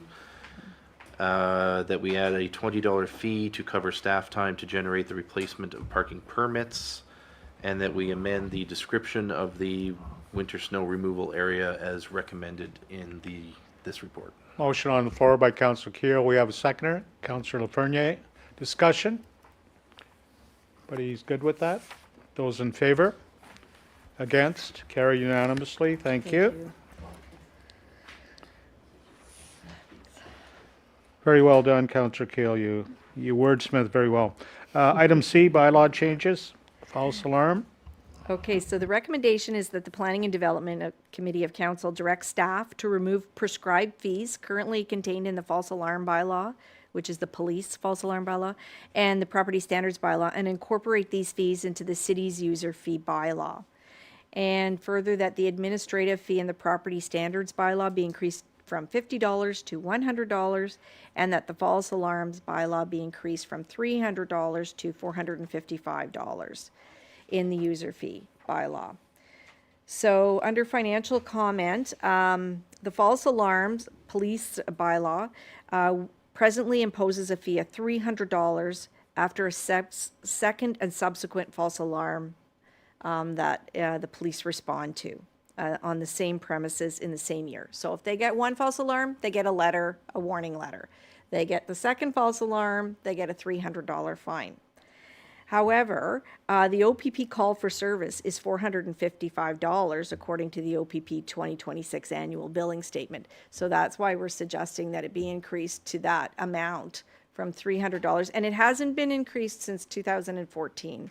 But this is what the taxpayers are paying for each call for service. So that should be that's what staff is recommending for the false alarm. In regards to the property standards, we've imposed an administration fee. So if somebody doesn't complete an order, a property standards order, and we have to go and cut the grass. So we have to hire a contractor to go in there, cut the grass, they give us their fee, and then that fee is put onto their taxes. We charge a $50, at this point, a $50 administration fee. So that is from the bylaw department, includes staff in the bylaw department, includes staff in the treasury that have to deal with that. And so we're suggesting that that be increased from $50 to $100. And that those two fees be taken out of the bylaws and put into the user fee bylaw. And this way then, we're looking at other bylaws. So this way, we don't have to open up the property standards bylaw each time or the false alarm each time. We're just dealing with the actual fees, and that's under the user fee bylaw. So that's what this is to do. And we're going to be looking at more bylaws like that to try and take those fees out, put them in the user fee, so that we don't have to look at every bylaw all the time. So I need your direction, Deputy Mayor, please. you had your hand up. Motion to accept the recommendation. Motion to accept by the Deputy Mayor, seconded by Councillor Purcell. Discussion. Councillor Keel, Councillor Fernier. I just wonder if there would be, Oh, sorry, Councillor, seconder, go ahead. Yes, excuse me. In regards to the false alarms, I totally agree. I know that there's individuals that continue to phone OPP on a regular basis and without just cause. My only concern is the $455, which is the OPP annual billing statement. As long as that reflects the billing statement moving forward. My only concern is if there's multiple cars that respond to a false alarm, that's a charge of multiple times the $455. You recognize that, right? So that could be anywhere up to $1,500 for a false alarm that we're paying that's directed to the city of Pembroke to pay those dollars. So my concern is, and I brought this forward to both Pat and the mayor just on Monday, because I do think that that's an issue. I'd just like clarification also from the OPP in regards to their building practices when it comes to false alarms. Are we only charged once, or are we charged multiple times for each car that shows up? In some cases not called, but if there's a police car or a cruiser in the area, they'll respond, and then all of a sudden they document their time to that false alarm, which is additional $500 per call. So, I mean, if we're going to look at this, which I think is a great idea, I just want to make sure it aligns with the OPP billing cycle when it comes to false alarms and how many do we get charged. If multiple cars attend a false alarm, are we charged 3 times the $500 or the $455, or are we charged once? Do you know? Okay, Councillor Keel, Councillor Fernier. You're looking for an answer right now? Well, before we pass the dollar amount, because I think that could change the dollar amount in terms of what we're going to pay. Either that or the wording to say, you know, if multiple vehicles respond and the cost is $1,500, well, I want that $1,500 back. I think we're entitled to that. Do we And it'd wish, be a real deterrent for those individuals that continue to phone OPP on a regular basis. so based on that their question, power's out. do we wish to defer this till we Maybe. have the information? before we table it and can't discuss it anymore, can we at least discuss it a little bit? Yeah, sure. Okay, because when you table it, there's no more, Then I'll move the table. and I would support the tabling. My Okay, first so question. Councillor Keel, you're up, and then Councillor Fernier. Oh, okay, I thought I was My next. first question was going to be, is this time sensitive or can we bring this back? Oh, through you, Mr. Chairman, no, it's not time sensitive. I'm just trying to start the ball rolling on certain bylaws, so, yeah. And then my second question was going to be, and maybe it's to this point, does it have to be a set amount or can it be the amount charged by the OPP? Because I think, and we have the fire chief here, not that I want to put him on the spot, but I have I it. think the fees by law, some of his say as charged, doesn't it? Through you, I think, this is yours. Like, we don't necessarily have a set amount. Some of your fees, aren't they as, like, so if we don't have to have a set amount, I'm wondering if we could just say, come up with the wording that it's as charged by the OPP. And then the other one, I was just wondering if there would be appetite on the property standards bylaw to go from instead 50 to 100 to go 50 to 200, because this is quite a bit of work to chase people around, and it might seem like, you know, it's only a grass cutting, but that is valuable staff time that they shouldn't be spending chasing people that. So I don't want to make any motion right now, but those are my thoughts if anybody else wanted to think. Councillor Fernier? Well, I'll say my comment after. I agree with Councillor Keel 100%. So with whatever he said, definitely. I don't get that often. Yeah. I guess what I wanted to say too was, this is in no way a deterrent for people to call if there is a real problem. And that's not how we want it to be perceived by the residents either. If they feel a threat, call. The police officer might get there and the threat might have been removed by the time they get there, but as long as they're not calling all the time and they're repeatedly, bringing officers away from maybe where they need to be.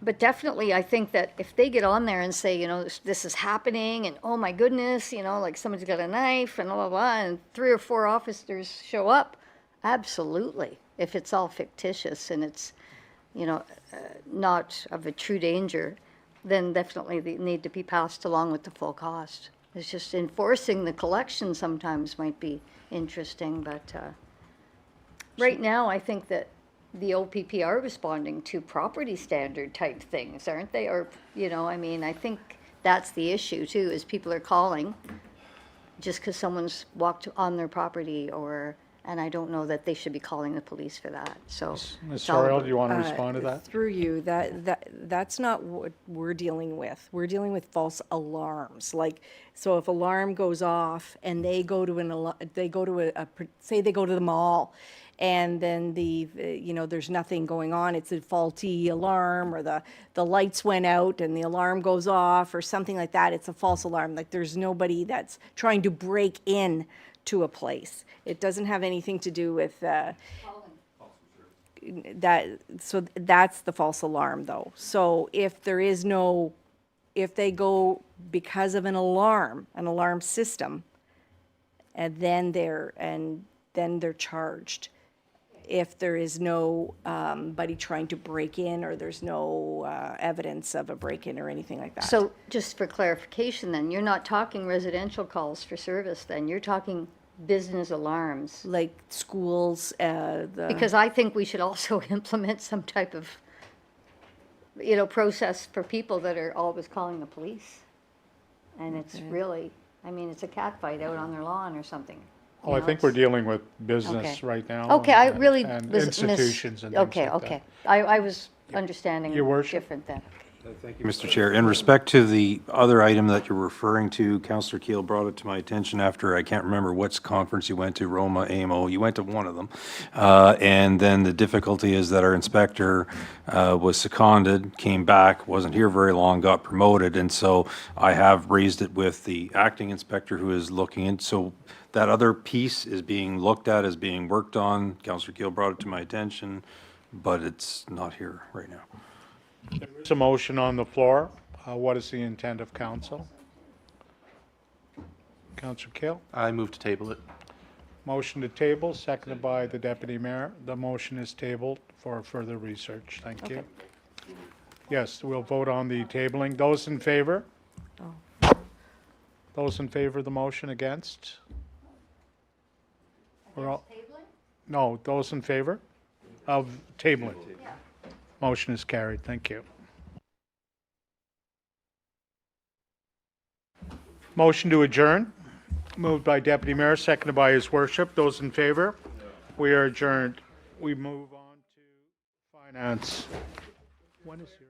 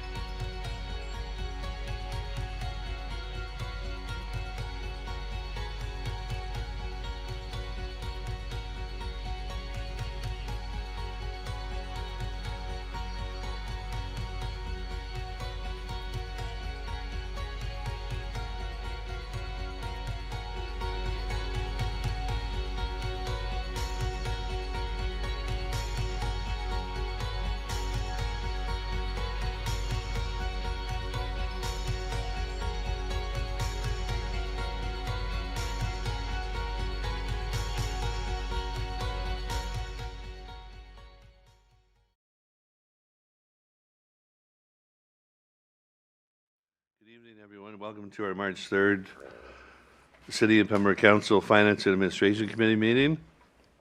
I'd like to call the meeting to order. Disclosure of pecuniary interest and general nature thereof.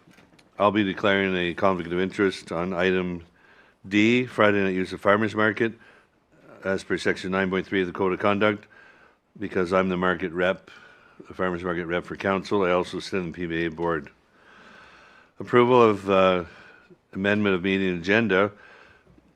At the discretion of the committee, I would request that we move item 7D up to the top so that I can remove myself from the chair and sit in the gallery, and Councillor Giacono, as Vice Chair of Finance, can run that part of the meeting, then I'll come back after. Is that okay? Okay, thank you. So if you'll come up, Councillor Giacono.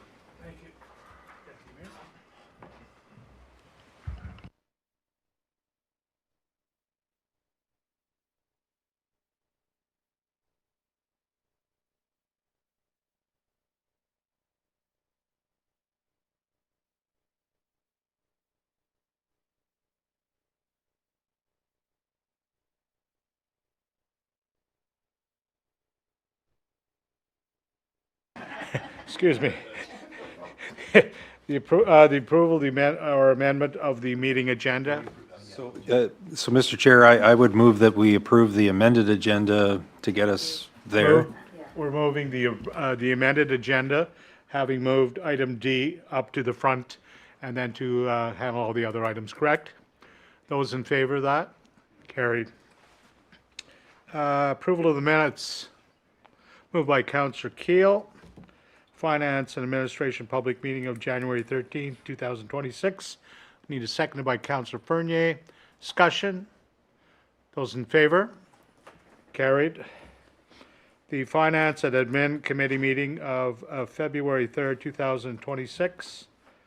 Moved by Councillor Keel. Seconded by Councillor Purcell. Those in favor? No questions? Carried. Any business arising from the minutes? Seeing none, we'll proceed. As there's no presentations or delegations this evening, and as the revised agenda, we'll move item D up to the beginning, the Friday night use of farmers market report by our CAO, and the Deputy Mayor has removed himself for the discussion. Thank you. Thank you, Chair. There's two items to be decided upon in regards to this report for the farmers market. The first is that the Finance and Admin Committee provide direction with respect to the use and operation of the farmers market on Fridays during the May to October season, and that the committee support the short-term and long-term Pembroke Farmers Market Association-led improvements, provided that detailed plans are submitted to and approved by the City of Pembroke Chief Building Official of the City of Pembroke prior to the commencement of any alterations. So the background to this is that in 2005, there was an agreement, a management agreement put in place between the City of Pembroke and the farmers market. And so it outlines various aspects in regards to the terms, the fees, the assignments, operating, repairs, and several items. The term as outlined in the agreement is that it's from 2005 July 1st to 2040 June 30th, and the operating season as outlined in the agreement is from May 1st to October 31st, and the market days are Wednesdays and Saturdays. These days also can be changed by mutual consent of the owner and the manager, so that's within the agreement.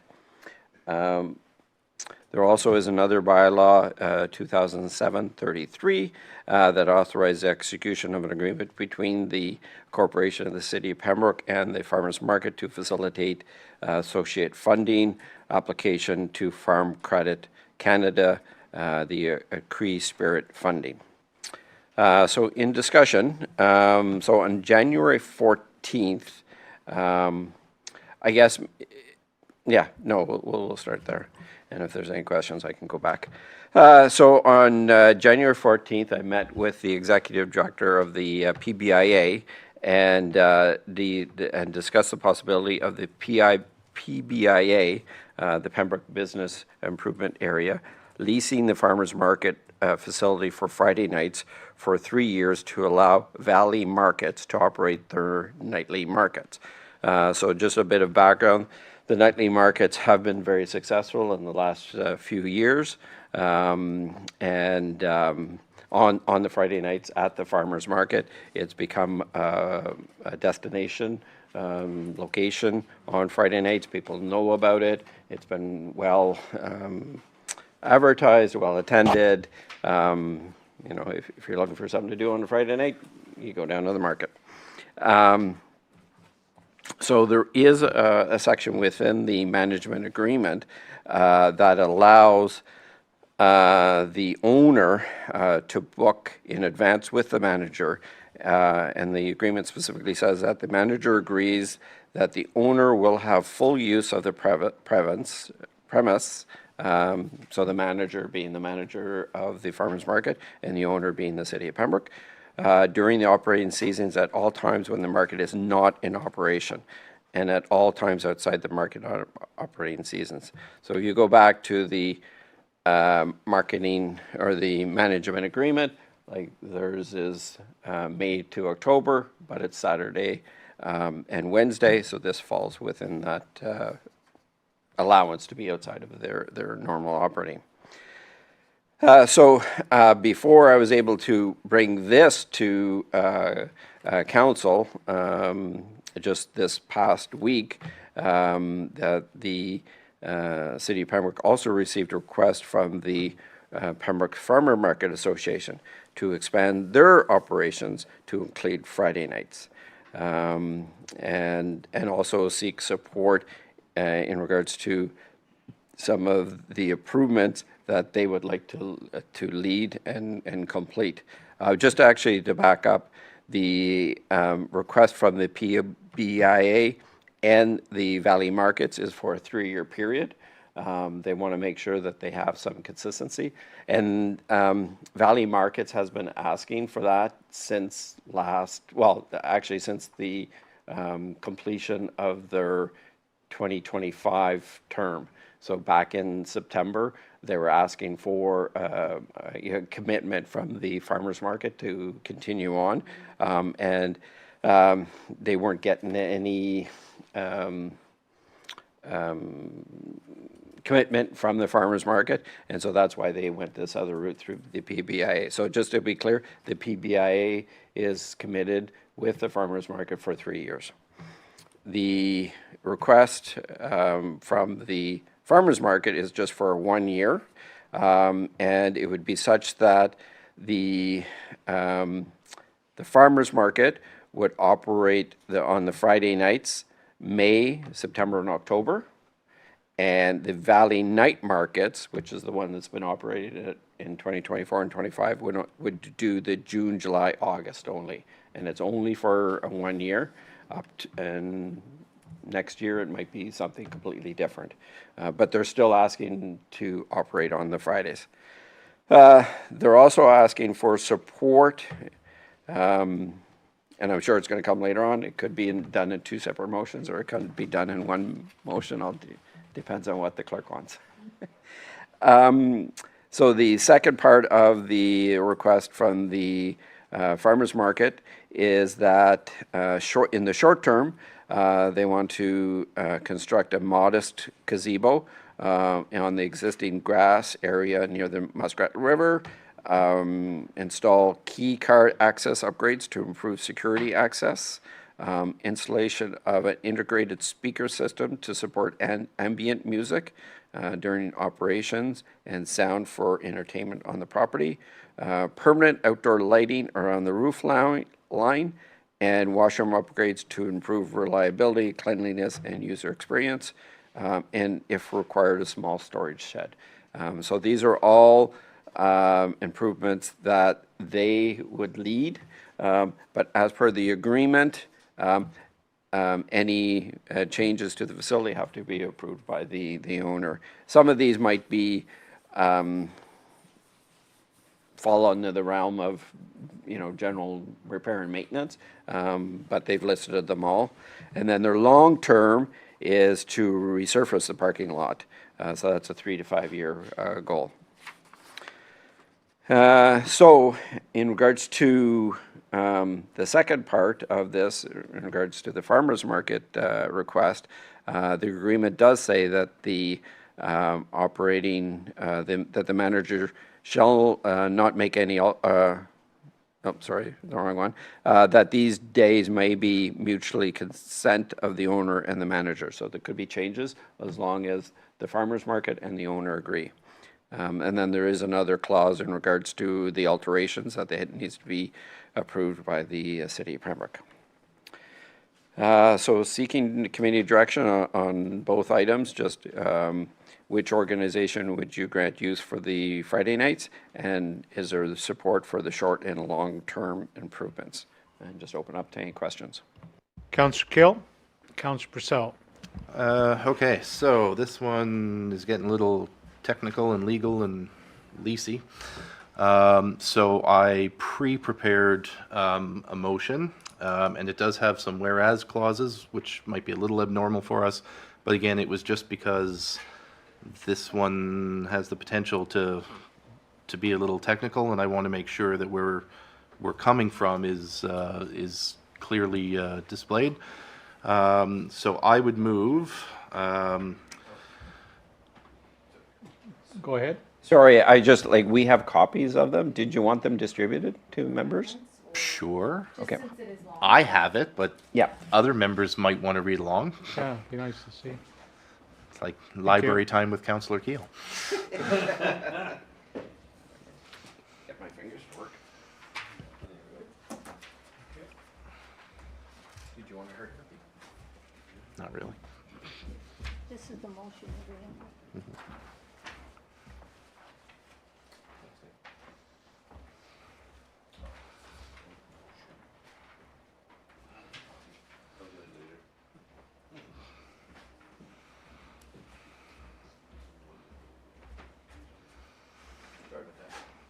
Okay.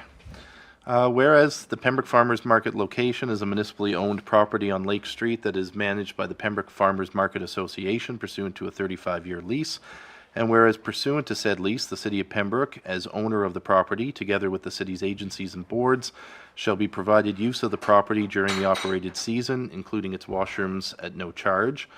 And whereas the lease further reconfirms elsewhere that the city, quote, will have full use of the premises during the operating season at times when the market is not in operation and at all times outside of the market operating season, end quote. And whereas the Farmers Market Association have been assigned market days on Wednesdays and Saturdays in the lease, any change of these days requiring the City of Pembroke's consent. And whereas the Pembroke Business Improvement Area, also known as the PBIA, is a board of the municipality and has requested use of the farmers market location on Fridays to continue hosting an event, an evening-style market. And whereas for the last 2 years, a third-party vendor has operated a Friday night market on the premises with great and growing success that the City of Pembroke wishes to support and see continued. And whereas the PBIA has made arrangements to take over the Pembroke Farmers Market location so as to continue and grow the concept of the, quote, Friday night market, end quote. And whereas historically the Pembroke Farmers Market location was not used to any significant level outside of the 2 market days of Wednesday and Saturday until the last few years when the PBIA and a third-party vendor did make use of the property and did so with growing success. And whereas pursuant to the lease, the Pembroke Farmers Market Association, as manager, is itself prevented from permitting the structure to be used for general non-farmers market related commercial purposes, thus making general vendor markets outside of their jurisdiction to facilitate, it is hereby moved that the request by the Pembroke Farmers Market Association for the city's consent to add Friday as a market day is hereby denied.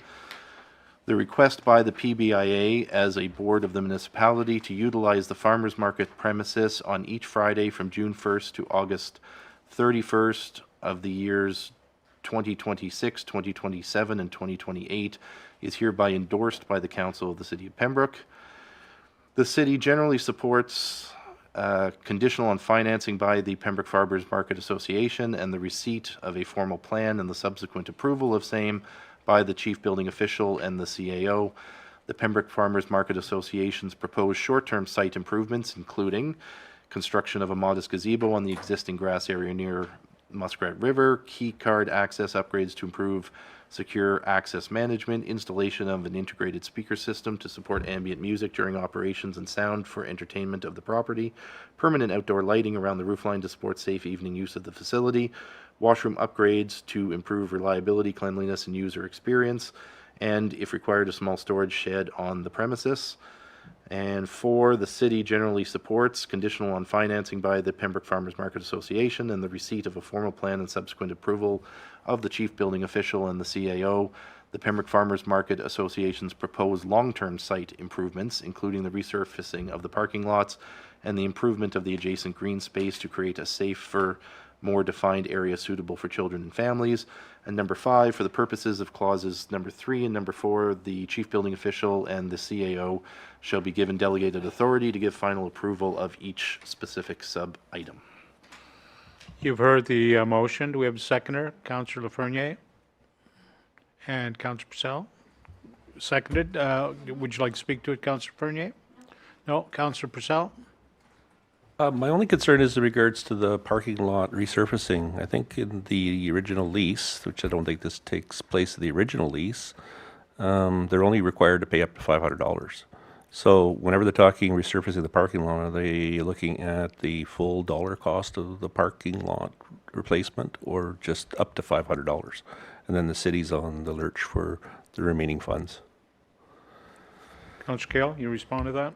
So the motion requires our approval. Generally, is basically saying we don't mind if you want to resurface it, but it says it's conditional on financing and the CAO's approval. So my expectation was that will be figured out, and any budgeting changes or anything would obviously have to come to council for budget. So the stopgap there is the CAO not approving anything that we can't afford.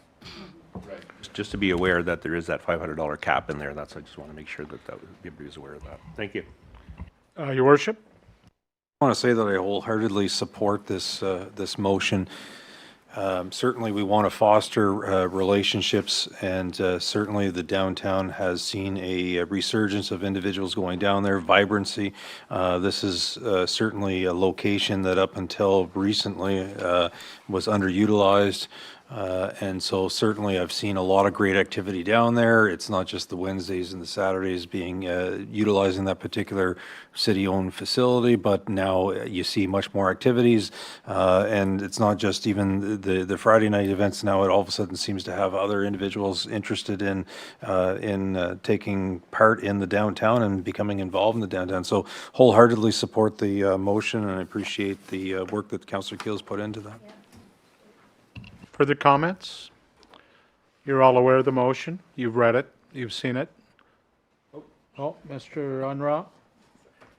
Sorry to just jump in there, but I was just wondering in regards to clarity of the item 2, because when I was talking to the executive director and the owner for the Valley Market, there were some indications that they were looking at beyond the June 1st to August 31st, and maybe looking at a May 1st to October 31st. Scale? So I didn't have anything in our package to suggest that, but if that's the information that you have, I would be open to that. I didn't see that anywhere, but maybe that was in the conversations and not in the formal ask. I don't know. I'm open to it. I'll throw it back at you for your thoughts on that one.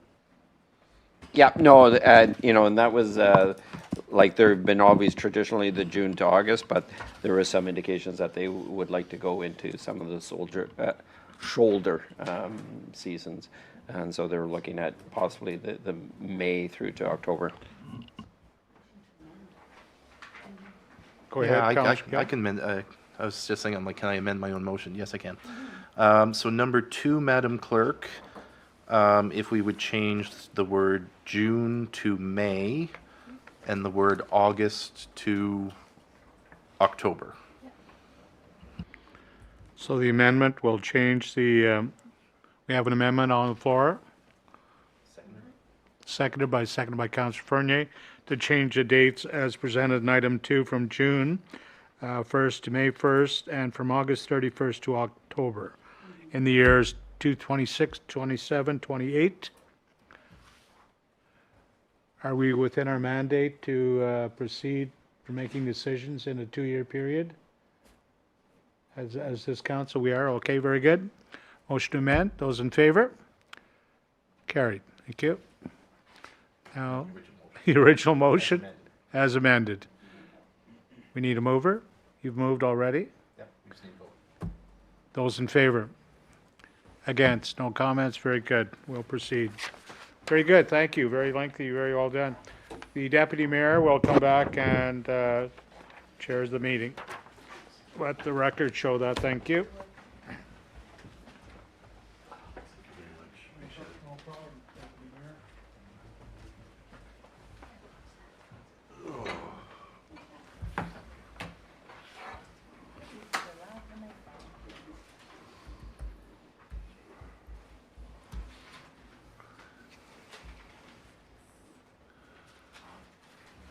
Okay, thank you, Councillor Giacono. Moving right along, we have our Chief Sell, welcome. The Pembroke Fire Department monthly report for February 2026. You have the floor, sir. Thank you, Mr. Chair. So during the month of February, our platoons, they resumed their regular inspection portfolios for 2026. One of the focuses this year will be on the smaller multi-unit buildings in the city. In the past few years, we focused on the larger multi-unit apartment buildings. This year, we're going to try to really hone in on some of those smaller, 3-4 unit buildings, and ensure that they're meeting all the fire safety requirements and, of course, smoke and CO alarm programs. All community living facilities were inspected in February. Staff held a presentation at Knights of Columbus on fire and life safety, focusing on smoke and carbon monoxide alarms.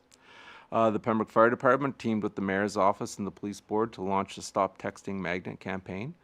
Vehicle magnets are available at all city offices, the Pembroke Fire Department, and the OPP station. Proposals have been received, and an agreement has been reached with the Emergency Management Group to conduct the community risk assessment. Timeline for completion is late 2026. Preparations are underway for promotional exams in the spring. With Captain Gary Lowe's impending retirement, his captain's position will require filling. Once his captain's position has been filled, there will be a vacant acting captain position, which will obviously require filling as well too.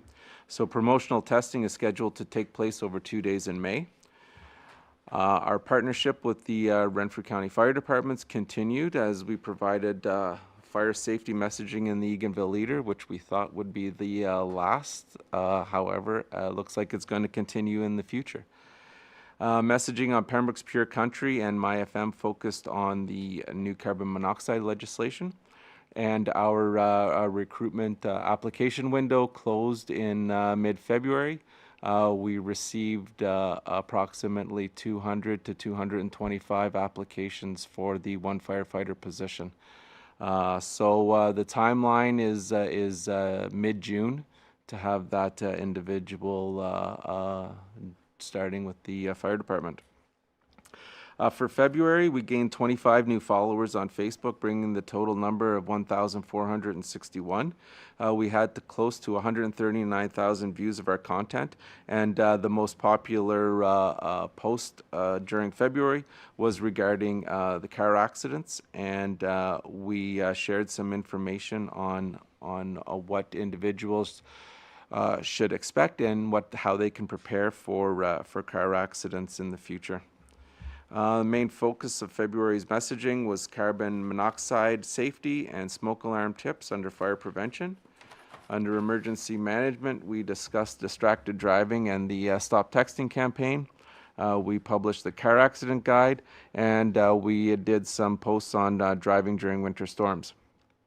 Partner agencies that we also shared posts from was the Pembroke Professional Firefighters Association with their Hoop Dogs donation posts and their family skate, the Heart Hub grand opening, and the MyFM fraud alert. This month, February, so this would be the second semester in high school, we welcomed 2 new co-op students to the Pembroke Fire Hall. So one student, Adam Martins, is a grade 12 student from Fellows, and the other student is Nicholas Henry. He is a grade 12 student from Bishop Smith. Both students will be entering the pre-service program at Sanford Fleming in the fall. Under education, Acting Captain Jason Kelly and Acting Captain Kyle Zimmerman have completed the water and ice rescue portion of the NFPA 1006 rescue program, which is it's an essential part that those two get that training, because now it allows us to move forward with a learning contract with the Fire Marshal's office to do the rest of the staff in-house, which it's been a long process, so we're almost there. Acting Captain Jason Kelly has also begun his Instructor 1 course as well. Under emergency management, the Emergency Exercise Planning Committee held 4 meetings in February, and the closer we get to April 22nd, the more, I don't know if excited is the right word, but I am looking forward to this exercise. We've developed quite a strong planning committee, and I'd like to thank all the members of city staff and our community partners that are sitting on the committee with me and assisting in the planning. The EOC training room hosted 8 meetings and training sessions in the month of February. In February, the Pembroke Professional Firefighters Association supported the Hoop Dogs Special Olympic basketball team through the purchase of new jerseys. The PPFFA also hosted the Family Day Skate at the PMC. In February, all platoons conducted pre-planning tours of the new wing of Marion Hill in preparation for occupancy, which I believe is planned for spring. And I'd like to thank Captain Sean Morgan and Acting Captain Brent Verdeel for leading the joint ice rescue training session with the Whitewater Fire Department. That joint session was extremely well received by the Whitewater Fire Department, and it was a very positive event. And Captain Morgan and Acting Captain Verdeel spoke very highly of the training sessions. Volunteer training for the month of February, building construction and fire dynamics. So with the weather being what it is in February, we tend to stick to the theory and maybe not do hydrants in February, but open air burning. We're not seeing too many new inspections, but we are seeing renewals. So we are up to 34 permits to date, and we expect those numbers to start to increase as the weather gets better. Smoke alarm program. So we did 43 inspections in February. 118 smoke alarms were tested. So seven alarms were missing, meaning like when we go into say, for example, a 2-story home, generally we're seeing one level maybe missing a smoke alarm. So those would be the 7 that were missing. 3 alarms were not working. Those would be 3 alarms that were in place but not working. We didn't replace any batteries, but we did install 3 alarms. Inspections and consultations for the month of February was 172. Incidents. So our incident responses for February, that was the busiest February that I've seen as a chief, with 42 responses. Estimated dollar loss from the 2 fire incidents were $15,000. And we gave out 3 letters for false alarm warning letters in February. And that's it for the February monthly report. Thank you, Chief Sell. Do we have any questions or comments? Councillor Lafreniere.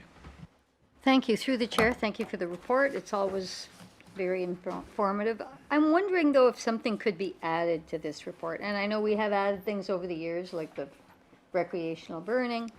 I'm wondering, like, if there is any mutual aid responses, if you could list that. And any revenue related to out-of-city services? Just so we have an idea, how much work are we doing outside the community and how much revenue is coming into the city for those services? That would be beneficial. Wait, Okay, thank you. I will take that away, and through you, Mr. Chair, in February, I believe there was, I think just one response where we actually went out into Laurentian Valley, and that was due to dispatching error. Okay, okay. Just so we know, like, some, Yep. perfect. Thank you. Mr. Purcell. Thanks, Chief, for your presentation. Just how does the 11 false fire calls relate to only 3 warning letters? Is that multiple? I'm just curious to see how that correlates, because we're just talking about false alarm calls and upping the dollar amounts when it comes to like OPP and those kind of things. But I'm just trying to figure out, should all 11 receive those, or are they duplicated multiple calls to Yeah. service? All right. Through you, Mr. Chair. So with each incident, I do review each incident. The false alarms, and traditionally, going back from when I received my I guess very short training with the former fire chief, we always took a look at those false alarms to determine, okay, what's the intent of the false alarm bylaw? The intent of the false alarm bylaw is to ensure that reoccurring false alarms don't get repaired. So when I look at the incident reports, I look at all the, so are the owners taking steps required to fix the problem? So for some of these, it may have been where the owners were on premise immediately, and they made the phone calls immediately, and they got the problem fixed like within a relatively short time period. We'll say like 24 hours. The other thing are perhaps maybe I could look at breaking down those false fire calls into we have 5 different categories that we use when we report to the fire marshal's office, and one that I'm seeing a lot is perceived emergencies by people. So those ones are the ones I think that are driving up those numbers. We are going to see in March, or sorry, in my next report, just within the last week, I've given out 3 letters of warning that aren't reflected in this report. So, I do review them, and if the owners are taking the appropriate steps to get them fixed, I do give them a little bit of leeway, but at some point there does need to be a letter sent out to remind them of their responsibility. Councillor Frenier. Yeah, through the chair, and again, we don't want the public to think that we don't want them calling the fire department if they think, something is not right, like they see smoke or smell something. That's not the intent. So if you go to their house and there was a legitimate concern, don't worry, they're not going to get a fine, or they're not going to get a warning. That's right. Okay, thank you. Any other questions for the chief or comments? Well, on behalf of the committee, Chief, we'd like to thank you for another good detailed report and the awesome work that you and the department do. Thank you.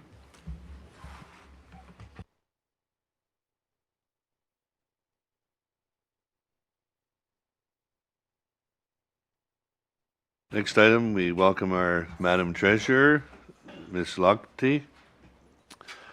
2026 Strategic Partnership Contribution to Organizations. Thank you and good evening. So in the 2026 budget, an additional $30,000 was allocated for strategic partners, increasing from a 2025 budget of $56,300 to our 26 budget of $86,300. So this budget requires allocation to the partner organizations to be distributed. In 2025, the city supported the following external organizations as strategic partners. The Pembroke Horticultural Society amount was $4,500 for city beautification. The Pembroke Heritage Murals received $10,000 for city beautification. The Ottawa Valley Historical Society received $20,000 for the operation of the museum. The Pembroke 50 Plus and Centre La Joie received $12,400 and $9,400 respectively for seniors programming. It should also be noted that the city does provide funding, and here I'm talking about 25 budget just for comparison purposes. The Pembroke Public Library received over $833,000, the Handybus $35,000, the airport $23,680, and Festival Hall just over $18,000. So as a policy, the city typically supports strategic partnerships in situations where outside organizations provide municipal services more cost effectively, with services often provided by volunteers, than if the city was to provide these services directly. So the city's financial contribution helps defray the hard cost of these services provided. So a few points for consideration in this year's allocation. Year-end reporting from strategic partners was distributed as part of our 2026 budget, and partners indicated appreciating for maintaining funding for 2026. Funding for the strategic partners and the handy bus have not historically been adjusted for inflation, so they remain the same year over year. In 2026, the Pembroke 50 Plus will pay monthly rent of $1,191.21 plus HST as per City Bylaw 2023-41. While they did not request additional funding, the Heritage Murals Committee have noted an unprecedented and unplanned situation with their timber raft mural and have indicated in their most recent minutes a funding shortfall of $20,000 for this project. So their annual budget is $13,000, so they receive typically $3,000 in donations and $10,000 from the city to maintain and do general upkeep for the murals located across the city. Their expected expenses for this particular mural is estimated at $27,500 for a new structure, installation of panels and a new cap, plus artists' fees estimated at $5,500. So they are currently seeking donations from corporate and the private sectors to help close this funding gap. And as well, the city did receive an application for strategic partnership from the Legion with $20,000 of funding requested. So certainly the council is not required to allocate all available funding. And this supports our partners in the community. So just looking for direction from committee on the 2026 allocation. Thank you. Okay, we've got Councillor Keeland and Councillor Frenier. Two questions. I will start with the. Oh, there she is. No, that's okay. I literally looked up and you were just gone. With respect to the mural committee, so obviously they're fundraising, which I enjoy seeing. Do we have to allocate? Well, I think I know the answer. We don't have to allocate things today. We could, in theory, take a wait and see approach on that one to see how much community support they get, and it could come back at any meeting in the future. Okay. And then the second question is with the Pembroke 50 Plus Center, was there some sort of tie-in with the French Senior Center that we had to maintain a certain balance between them? So through the chair. So I will note that we did provide the Murals Committee an additional $5,000, I believe, the last time they had a major reconstruction project. For the senior centers, we do have to provide a certain minimum amount of funding to meet their funding criteria to receive provincial funding. My understanding is with the funding they receive right now, they meet that criteria, but they certainly always appreciate additional funding to improve their programming. But as far as I know right now, they do currently meet the amount of funding required to receive provincial support. Okay, so I think what I was going to do with budget, so the 50 plus, I think what I was going to do with budget was increase the Pembroke 50 plus to match the rent that they pay to us. And I am aware that they also had a request about the lift and whatnot. I can tell this committee, I've spoken with the CBO about that. I've spoken with the 50 plus about that. I'm not saying no to that today. That would be another, to me, wait and see thing that I think we need more information on. So at the moment, I would like to see the 50 plus number increase. I think, Madam Treasurer, if my math is right, increase to 14,294.52 Plus HST. plus HS. Do they pay HST? It says it in the original. Okay, plus the HST amount, so that we're essentially covering the rent. So I would do that one to start, or I guess I would move that to start. We have a seconder, Councillor Frenier. Discussion. Councillor Purcell. Yeah, I agree. I think, speaking to the president on a regular basis, we was hoping that she would be able to cover, the lease amount. So, and really the lift is another issue, and I think we'll have to just continue to monitor that and see how that works. And maybe look at revisions to the lease eventually with the 50 plus to have a little more clarification in regards to who does what. So I agree with that. Just a couple comments. In terms of the organizations, it'd be nice to see a youth program or something along partnering with youth, Boys and Girls Club, or something along that lines, because I think we're missing a piece in terms of strategic partnerships. I really like to see that. My concern is that we're going to be tapping into the Pembroke Heritage Murals Committee quite heavily with some of the 200th anniversary concerns. Keep going. We're speaking on the motion, but keep going. I'll keep going. Thank you. No problem. So I thought we were going to just do it all at once, sorry. Okay, in terms of the dollar amount. So the Pembroke Heritage Murals, I would like to see some increase there, because I do think that we recognize the value for their efforts, and I think they did come, I believe it was last year, looking for some additional dollars, and we didn't provide those dollars. So I would propose an extra $5,000 to the Pembroke Heritage Mural Committee.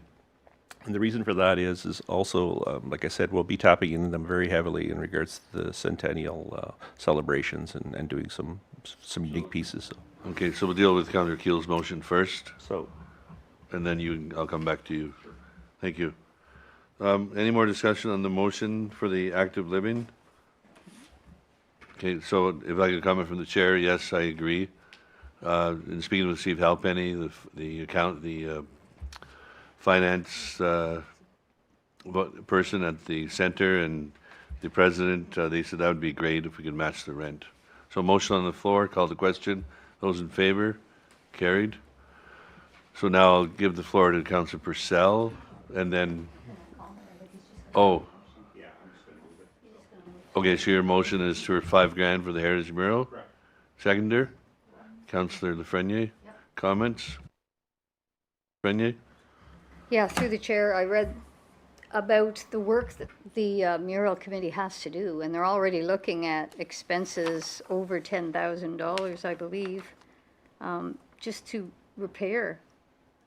Expected expenses for the timber raft mural, estimated at $5,500. That's just the cost for the installation. It's $27,500. So we're talking $32,000. So I was going to suggest we give them $10,000. And I know Councillor Keel said, let's wait and see. But that's a very small committee. And to raise that kind of money, like you say, we're going to need their resources for the celebration that's coming. So we don't want them running around chasing their tails trying to raise money to fix what we have already. So I was going to suggest that we give them the 10. We're still going to be under budget. If we give the seniors and the Heritage Murals $10,000 and we up the rent, that's still $80,594. So we still have $5,500 left that we didn't use in that budget line. Approximately, yeah. So I'm just suggesting that. I don't know if Councillor Purcell wants to change his motion, change your but I'd be motion? in favor of that. Certainly, I'll change the motion to $10,000 to support the work that the Mural Committee has to do and also in support of the centennial celebration. Okay. Motion on the floor for 10,000. Comments? Councillor Giacomo. Mr. Chair, having sat on the Mural Committee, I agree totally with the number of people working. They're raking leaves, they're pulling weeds. I know when they took the one down at the library, I recruited my brother-in-law, who's not a part of the committee, but he wanted to help, and we moved 36 panels around, and they're quite heavy, you know, and I mean, there was 5 people doing that. If you had to hire, and then you had to bring in the artists, it was a logistic nightmare, and I have to hand it to Pam Dempsey and her committee. I'm just there sort of as an advisor. I don't do a whole lot. But I brought this in tonight because originally this postcard depicts, you know, what part of our culture is about. And as you said, our anniversary is coming up. Pembroke is going to be celebrating 200 years as a city, and the United States is 250 years as a country. So when you take that in perspective, we've been around quite a long time. And what this actually depicts and welcomes people to our waterway is the fact that the white pine opened up the Ottawa River to the rest of the country of Canada. And this is a depiction of the Calboot Chute, which is on the other side of the Ottawa River near Chapel. And these were taken down to Quebec City, and they were loaded on ships and then sent, you know, to Europe. And the reason for some of that was that Napoleon, I'm going to give you a little history lesson here, the Napoleon blockade stopped the British monarchy and the British army at that time, or navy, from acquiring any mass from the forests of Europe. So where do they look? They look to Canada, as they're looking now in the situation of other things.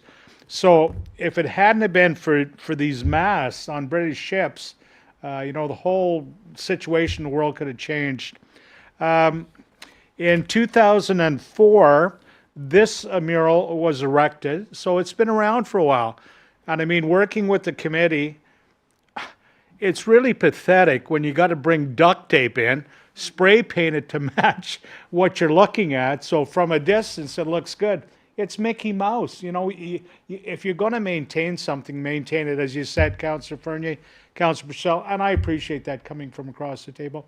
These are important things. It's a welcoming sign to the waterway. And in 2004, there was a grant from the Heritage Ontario Trillium Foundation for $31,000. I mean, that's one mural.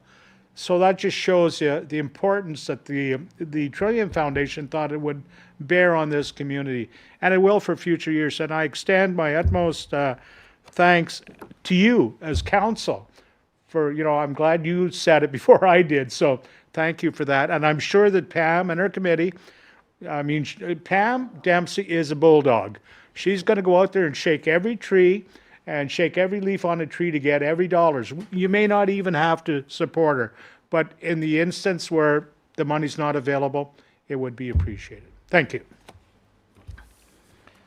Thank you. If I can speak from the chair, before we vote, I had the pleasure of sitting on that committee last term, and I can, you know, echo what Councillor Giacomo said. It's a small committee. There's only 4 or 5 people on the committee, and under leadership of Pam Dempsey and their committee, they do the work themselves, you know. We took a ladder to my truck down to the mural at the city center, and we were there working on that, you know. So it's really volunteers, and then this is the entrance to the waterfront. It's a beautiful mural, beautiful mural. So we have a motion on the floor for 10,000 extra to the mural committee. Those in favor? Carried. Any other motions, comments? Councillor Keel? Do we need a motion to maintain the other?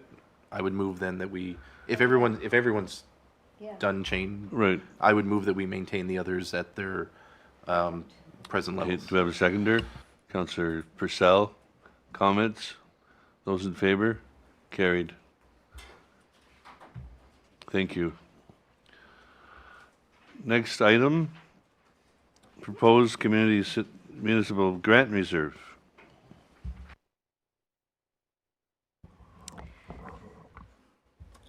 Thank you. So this was mentioned at the Parks and Recreation Committee, identified as a potential reserve on February 17th. So the recommendation is that the Finance and Administration Committee recommend the creation of a new Community Municipal Grant Reserve as set out in Annex A. So a draft resolution has been included in the report, and essentially what it is if there's any community grant money that's unspent at the end of the year, it would go into this reserve and then carry forward into the following year and be available for spending. So we have Councillor Frenier, then Councillor Keel. Just motion to support the recommendation to move any money that isn't spent into, and to create a new community municipal grant reserve. Okay, motion on the floor, Councillor Keel. Yeah, I would second that. I think this was my idea. It makes sense. We're setting aside the money for community use. If it's not all used in one particular year, then next year that just means more community grant money that's available. My hope, of course, is that everything will be used, but I think in its first year we did have the case where that wasn't true. So happy to support this. Any further discussion on that motion? Call the question. Those in favor? Motion carried. Thank you. Final item for tonight. Thank you, Madam Treasurer. As always, excellent. Excellent. 7E, policy housekeeping update, typographical correction part-time vacation, 400-07, CEO Unruh. You have the floor. Yes, thank you, Chair. So as noted, this is a typographical error. There was a volume that was updated in regards to the policies. Every policy was updated and a lot of the wording changed and stuff like that. And so this was one that was missed.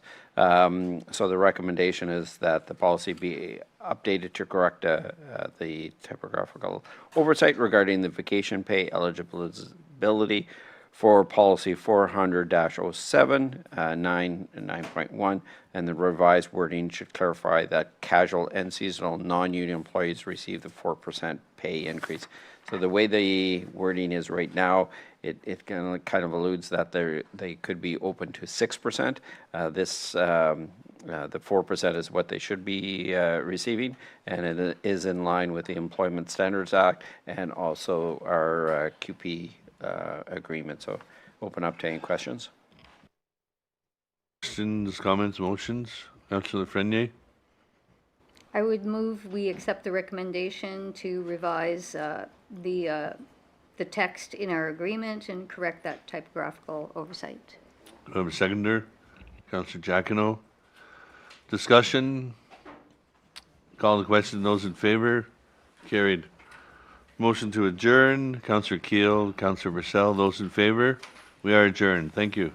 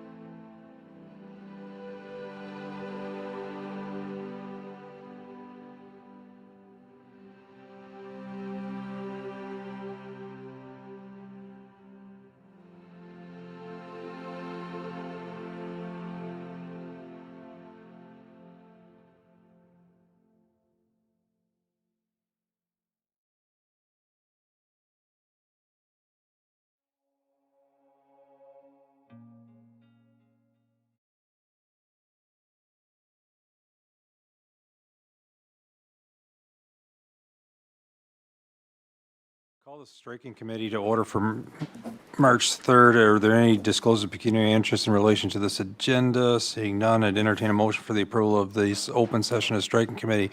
Moved by Councillor Lafreniere, seconded by Councillor Purcell. Those in favor? That is carried. Minutes, February 17, 2026, having been circulated, entertain a motion for that one. Moved by Councillor Keel, seconded by Councillor Jacquinot. Those in favor? That is carried. Deputy Mayor, I understand you have a motion to move into a closed session. Thank you, Your Worship. Motion to move into striking committee and caucus meeting on March 3rd, 2026. Moved by myself, seconded by Councillor Ian Keel. That this meeting become a closed meeting to discuss personal matters about identifiable individuals, including municipal or local board employees, regarding membership to the Transit Steering Committee. Thank you. Okay. Thank you. Moved by the Deputy Mayor, seconded by Councillor Keel, that this meeting become a closed meeting to discuss personnel matters about identifiable individuals, including municipal or local board employees, regarding membership to the Transit Steering Committee. Those in favor? That is carried. We'll now move into a closed session.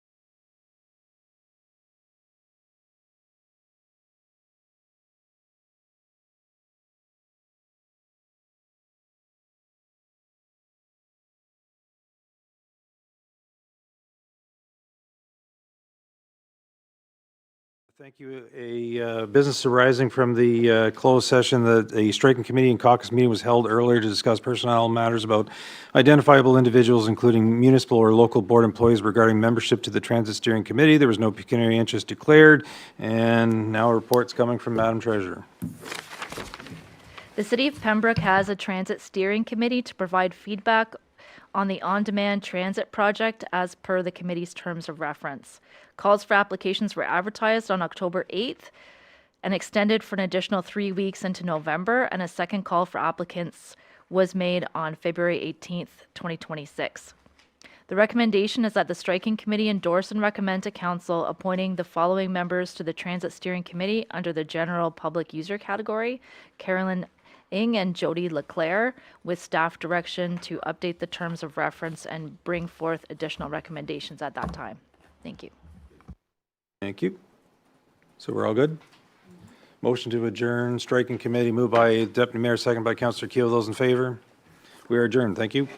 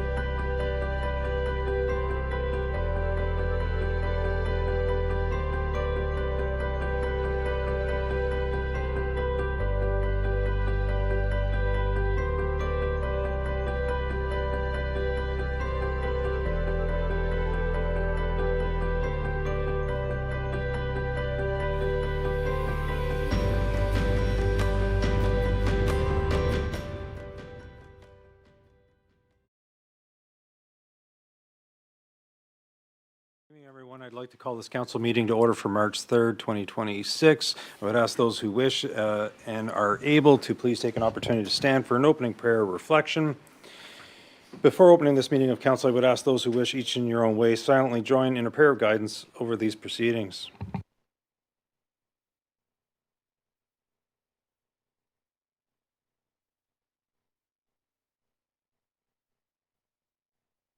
Thank you.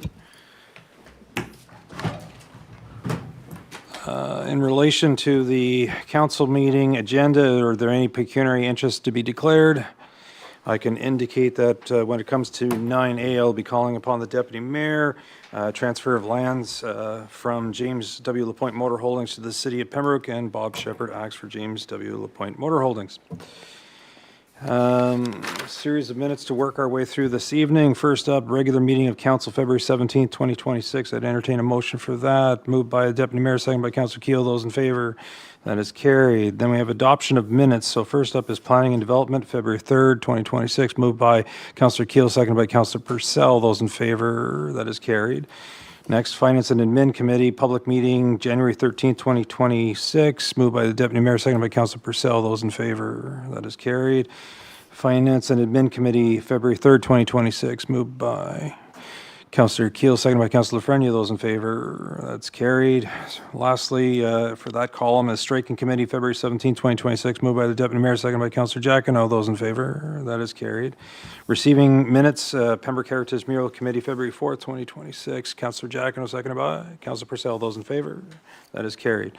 No delegations this evening. Moving right ahead, bringing us to Striking Committee membership to Transit Committee. Deputy Mayor. Your Worship, your Striking Committee of Council begs to report and recommend from its meeting held this evening Moved by Councillor Ed Jacquino, moved by myself, seconded by Councillor Ed Jacquino, that the City of Pembroke appoint of the following members to the Transit Steering Committee under the General Public User category, Carolyn Ng and Jody Leclerc.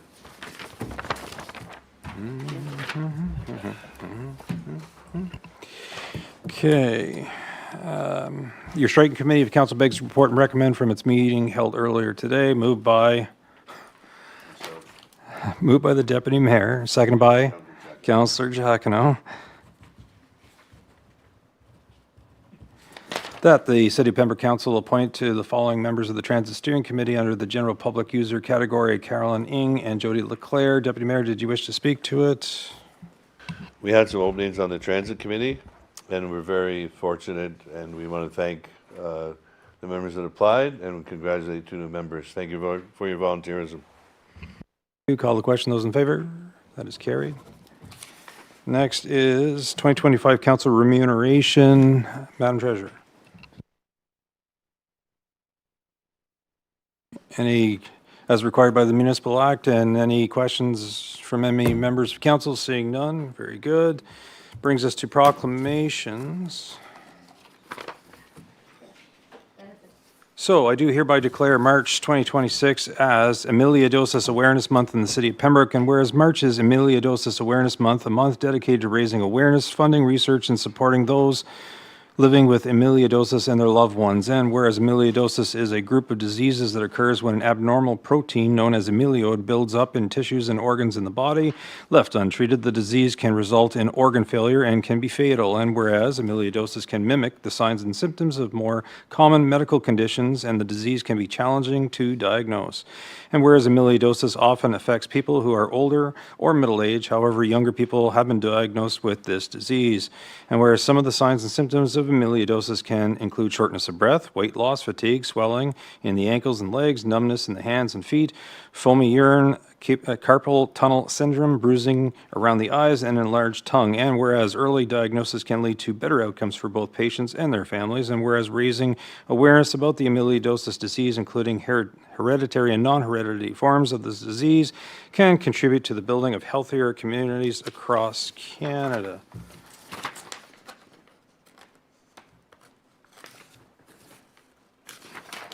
So, amyloidosis is a rare disease that occurs when a protein called amyloidosis builds up in the organs, as indicated previously. The buildup can make organs not work properly, and that affects upon organs such as heart, kidney, liver, spleen, nervous system, and digestive tract. The proclamation is to raise awareness about this condition and those affected by it. So therefore, be it resolved that I, Ron Jerva, Mayor of the City of Pembroke, do hereby proclaim March 2026 as Amyloidosis Awareness Month in the City of Pembroke.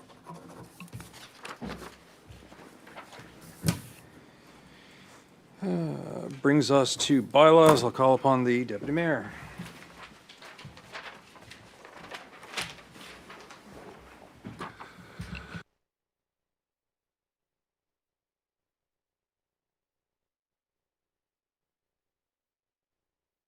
Thank you, Your Worship. Let the record show that the mayor has left the table on bylaw 2026-22, transfer lands on 80 Crescent from James W. Point Motor Holdings, Inc.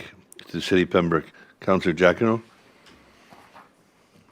Thank you, Deputy Mayor, members of council. Moved by myself and seconded by yourself that bylaw 2026-22, being a bylaw authorizing the execution of the necessary documents to transfer ownership of land from James W. LaPointe Motor Holdings Incorporated to the Corporation of the City of Pembroke be adopted and passed, and further, that the said bylaws be signed by the mayor and clerk and sealed with the seal of the corporation and awaiting your signature.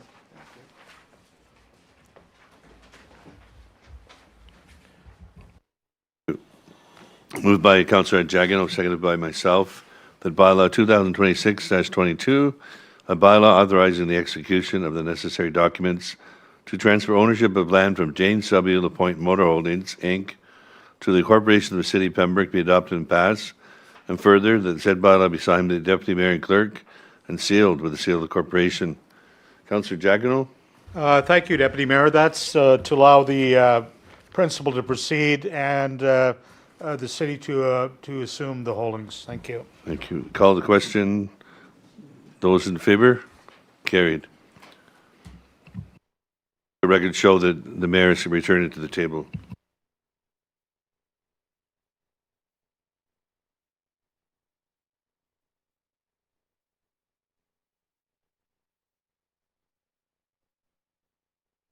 Thank you, Deputy Mayor. Motions, which is Resolution 2026-0307, draft resolution for the PACC Fund. Councillor Keel. Your Worship, moved by myself, seconded by Councillor Purcell, that the Corporation of the City of Pembroke deems it expedient to create a new reserve fund as follows. Reserve name, PACC Reserve Fund. Reserve type, capital or project. Legislative reference, agreement with Pembroke Minor Hockey Association. Contribution revenue source, 40% of advertising revenue sold by the Pembroke MHA. Eligible expenditures, improvements at the PACC Arena. Council approved target level not applicable. Authority transfers in. The Treasurer has the authority to transfer in 40% of PACC advertising revenues sold into this reserve fund at the end of each fiscal year. Authority transfers out. Staff shall consult with the Pembroke MHA on proposed projects and priorities for the use of the PACC Reserve Fund. Following these consultations, Council has the sole and final authority to select projects and direct transfers from the PACC Reserve Fund to projects typically as part of the city's annual budget process. Thank you. Moved by Councillor Keel and seconded by Councillor Purcell that the Corporation of the City of Pembroke deem it expedient to create a new reserve fund as follows. The reserve name is PACC Reserve Fund. It's a capital or project type. Legislation is an agreement, references an agreement with Pembroke Minor Hockey Association contributing 40% of advertised revenues sold by the Pembroke MH8. Eligible expenditures, improvement projects by and at the PACC Arena. Council approving targets is not applicable, and the authority is to transfer in. The Treasurer has the authority to transfer in 40% of the PACC advertising revenues sold in this reserve fund at the end of each fiscal year, and the authority transferring out is that staff shall consult with Pembroke Minor Hockey on a proposed projects and priorities for the use of the PACC Reserve Fund. Following these consultations, Council has the sole and final authority to select projects and direct transfers to the PACC Reserve Fund to projects typically as part of the city's annual budget process. Councillor Keel? Nothing further. Thank you. And it certainly does include what was discussed at a previous meeting, so I'll call the question. Those in favor? That is carried. Okay, brings us to Mayor's Report. So good evening, everyone. I wish to bring forward my Mayor's Report at this time regarding invitations, appearances, and other matters. On February 23rd, Councillor Jacquinot and I had the pleasure of attending the MPP unveiling of the EASE funding grant was presented to 4 municipalities, including the City of Pembroke. The City of Pembroke will receive over $57,000 to be used at our beautiful waterfront. The grant will enable accessible walkways to be built at our beautiful waterfront. And thank you to the Province of Ontario and MPP Deneau for providing these much-needed funds. On February 25th, I attended the Tourism Strategic Planning session hosted by the OVTA and our Tourism ECDEV department. Lots of great discussion, and I understand a report will be forthcoming next month to our council to discuss the MAT tax and where the funds ought to be used for. February 26th, I attended the Entrepreneurship Education Pilot Project at Champlain Discovery School. These students were tasked with developing innovative business plans with focusing on skilled trades, and it was very interesting to attend that. I was joined by individuals such as Brian Slaughter and a number of other individuals, and it was more or less like Dragon's Den, where they would bring in a sample of what it is that they proposed in terms of their business, what they wanted to sell, if I can put it that way. They had a slide deck. They made the pitch to us, and the ministry would provide up to $200 towards their particular project, and some really, really great ideas. I think we're in great hands with these students. Some of the items that the panel wanted to purchase, because it was like, oh, that's a neat idea, and oh, I want to buy that, and where are you selling it? It's interesting. Some of the students know that in terms of the City of Pembroke, where we have markets. We were talking about markets earlier. They know where our markets are, including the one in the PBIA area. They know seemingly how to market things. Certainly we were to give input and did give input in terms of how they came to their unit prices and everything else. That was the whole point of that exercise. Some of them seem to be quite hard on themselves, which is unfortunate because they did an awesome job. So I was just thoroughly pleased with the students. February 27th, had the pleasure of attending with other mayors the announcement from and joined by our CAO from the announcement from MPP Billy Deneau at the next phase of Highway 17 twinning. When I look back at various election campaigns, I can indicate that time and again it was we need to proceed with the twinning of Highway 17 to open up the county and to assist the city of Pembroke.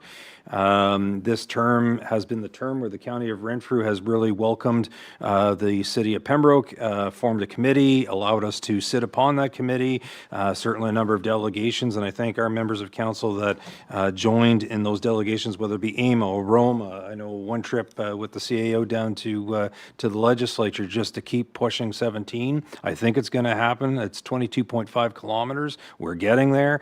Yes, it's not all the way to the city of Pembroke, but we're just going to keep shoving until we get it all the way to Pembroke and past all the way up to Chalk River.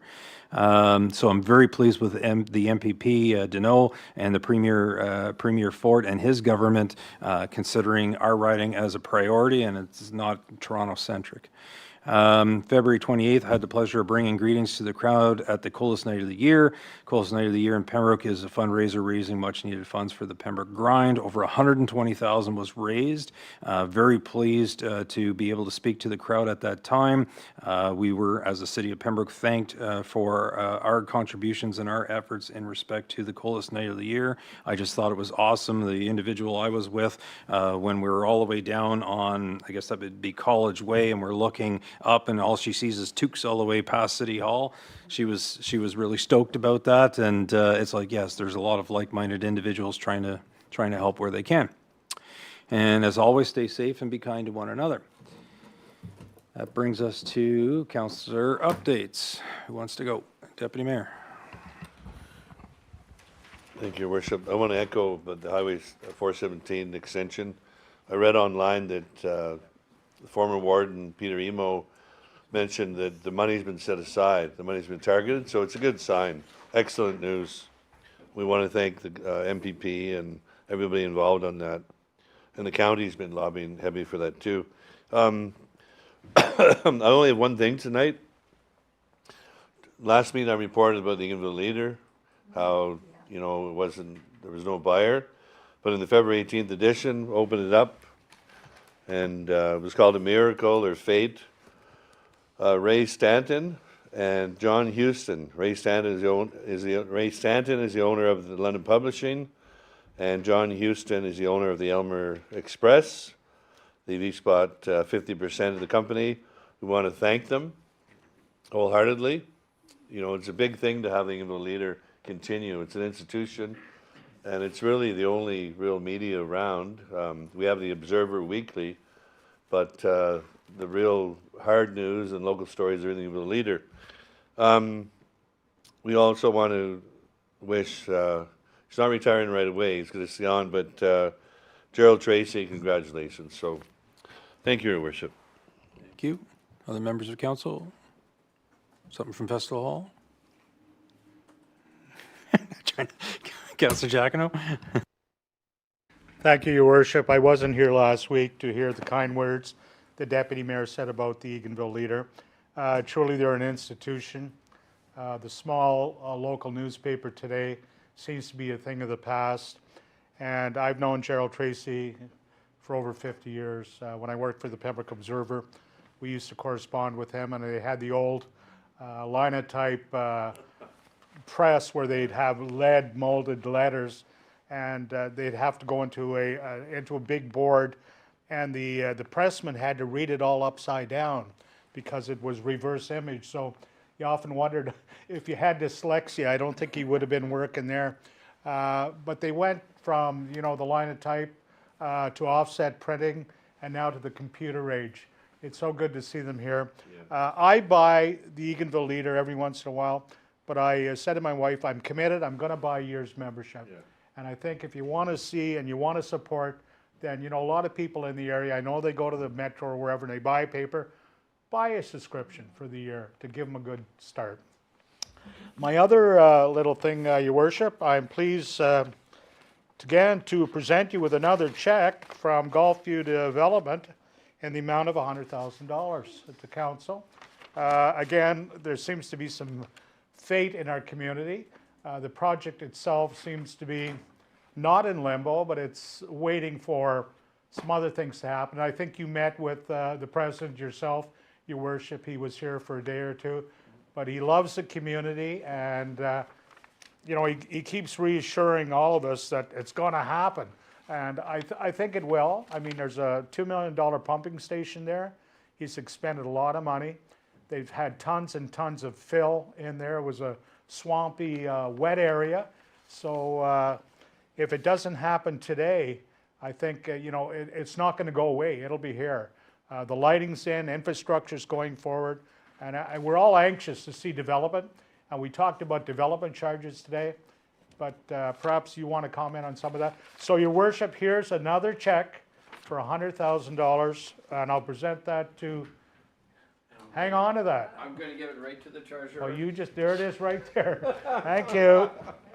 Thank you, Councillor Jagno. Yes, You're welcome. I met with the president of Gulfview Developments. He assures me that he is proceeding. So we had a good conversation over about 2 hours. He assures me that it is proceeding. I've been sort of tasked with a job to assist and facilitate, and so we're going to do that because certainly we got to see development. We got to see houses built, and he acknowledges that. He understands that. So it was, and I appreciate the opportunity. Councillor Jacquino said, "Do you want to meet with him?" And anytime there's an opportunity to be a face to the city of Pembroke, we're there. And I'm not, as you say, I'm not saying the house is going to be built tomorrow, but the goal is to get them built, to get some built, if not by the end of this term, at the beginning of next term. So I'm confident that for an individual to provide funds to our community and so forth, certainly he sees the value in our community as well. And it's nice to see that, because again, when I keep talking about Toronto-centric, here's a gentleman who doesn't necessarily live in the city of Pembroke, but was here doing some business and moving some things forward. So, no, very pleased. Very pleased. Councillor Gill. There, I knew something. Well, Your Worship, I will give a brief Festival Hall update. At our next meeting, we have a delegation, so there'll be a lot more to discuss about last year and what's coming up at Festival Hall. But this Saturday, the Ottawa Valley Talent Showcase is at Festival Hall. The Deputy Mayor is a judge again this year. I'm going to be a judge for the first time this year. So it's all local talent. Just like the TV shows you watch, they submit their videos, and then certain ones move on to the talent showcase this Saturday with prizes and whatnot. So certainly, I would recommend that you get your tickets for that. And then on Sunday night, the Baron McNeil's 40th anniversary tour. The downstairs is it's pretty close to being gone. There's seats up in the balcony, which I'm finding out every week that some people just like it up in the balcony. So there are tickets for that as well. And then at the next meeting, I look forward to bringing a larger report. Thank you. And yes, Mr. Pierce was, he was at the OVTA MAT discussion, and I said, so Councillor Keel tells me, this is an opportunity to test what Councillor Keel says. So Councillor Keel tells me that you might even have to turn away acts, and he's like, yes. And I was like, oh, so he's telling us the truth. Yes, okay. Councillor Finney. Thank you, Your Worship. I thought I better just give a short report. The 2026 Civic Youth Awards the planning has started. We had our first meeting last night, and we're looking at either June 1st or 8th for the actual ceremony. We're just securing the location now and all the other logistics, but I'm sure that we're going to get a good turnout. Last year we had a lot of names brought forth for both youth and the Civic Awards. And I just want to remind, I know last year I sponsored one of the awards myself. Councillors are welcome to support the event by donating either a bursary, it's a $300 bursary for the youth, so you're welcome to.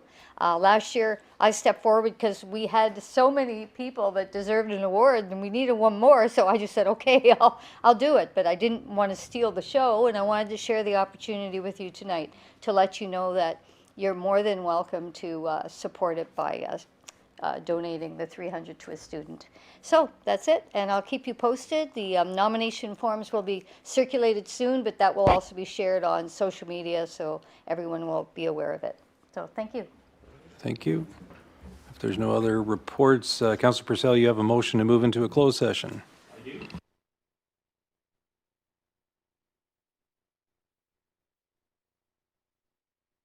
A position plan, procedure, criteria, or instruction to be applied to any negotiations carried out or to be carried out on behalf of the municipality local board as it relates to shared service agreement and the recreation agreement. Thank you. Thanks.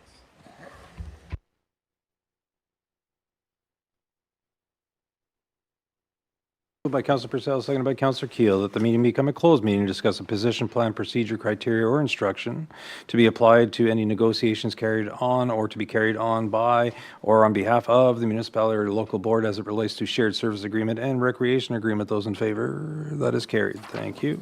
We'll now move into a closed session.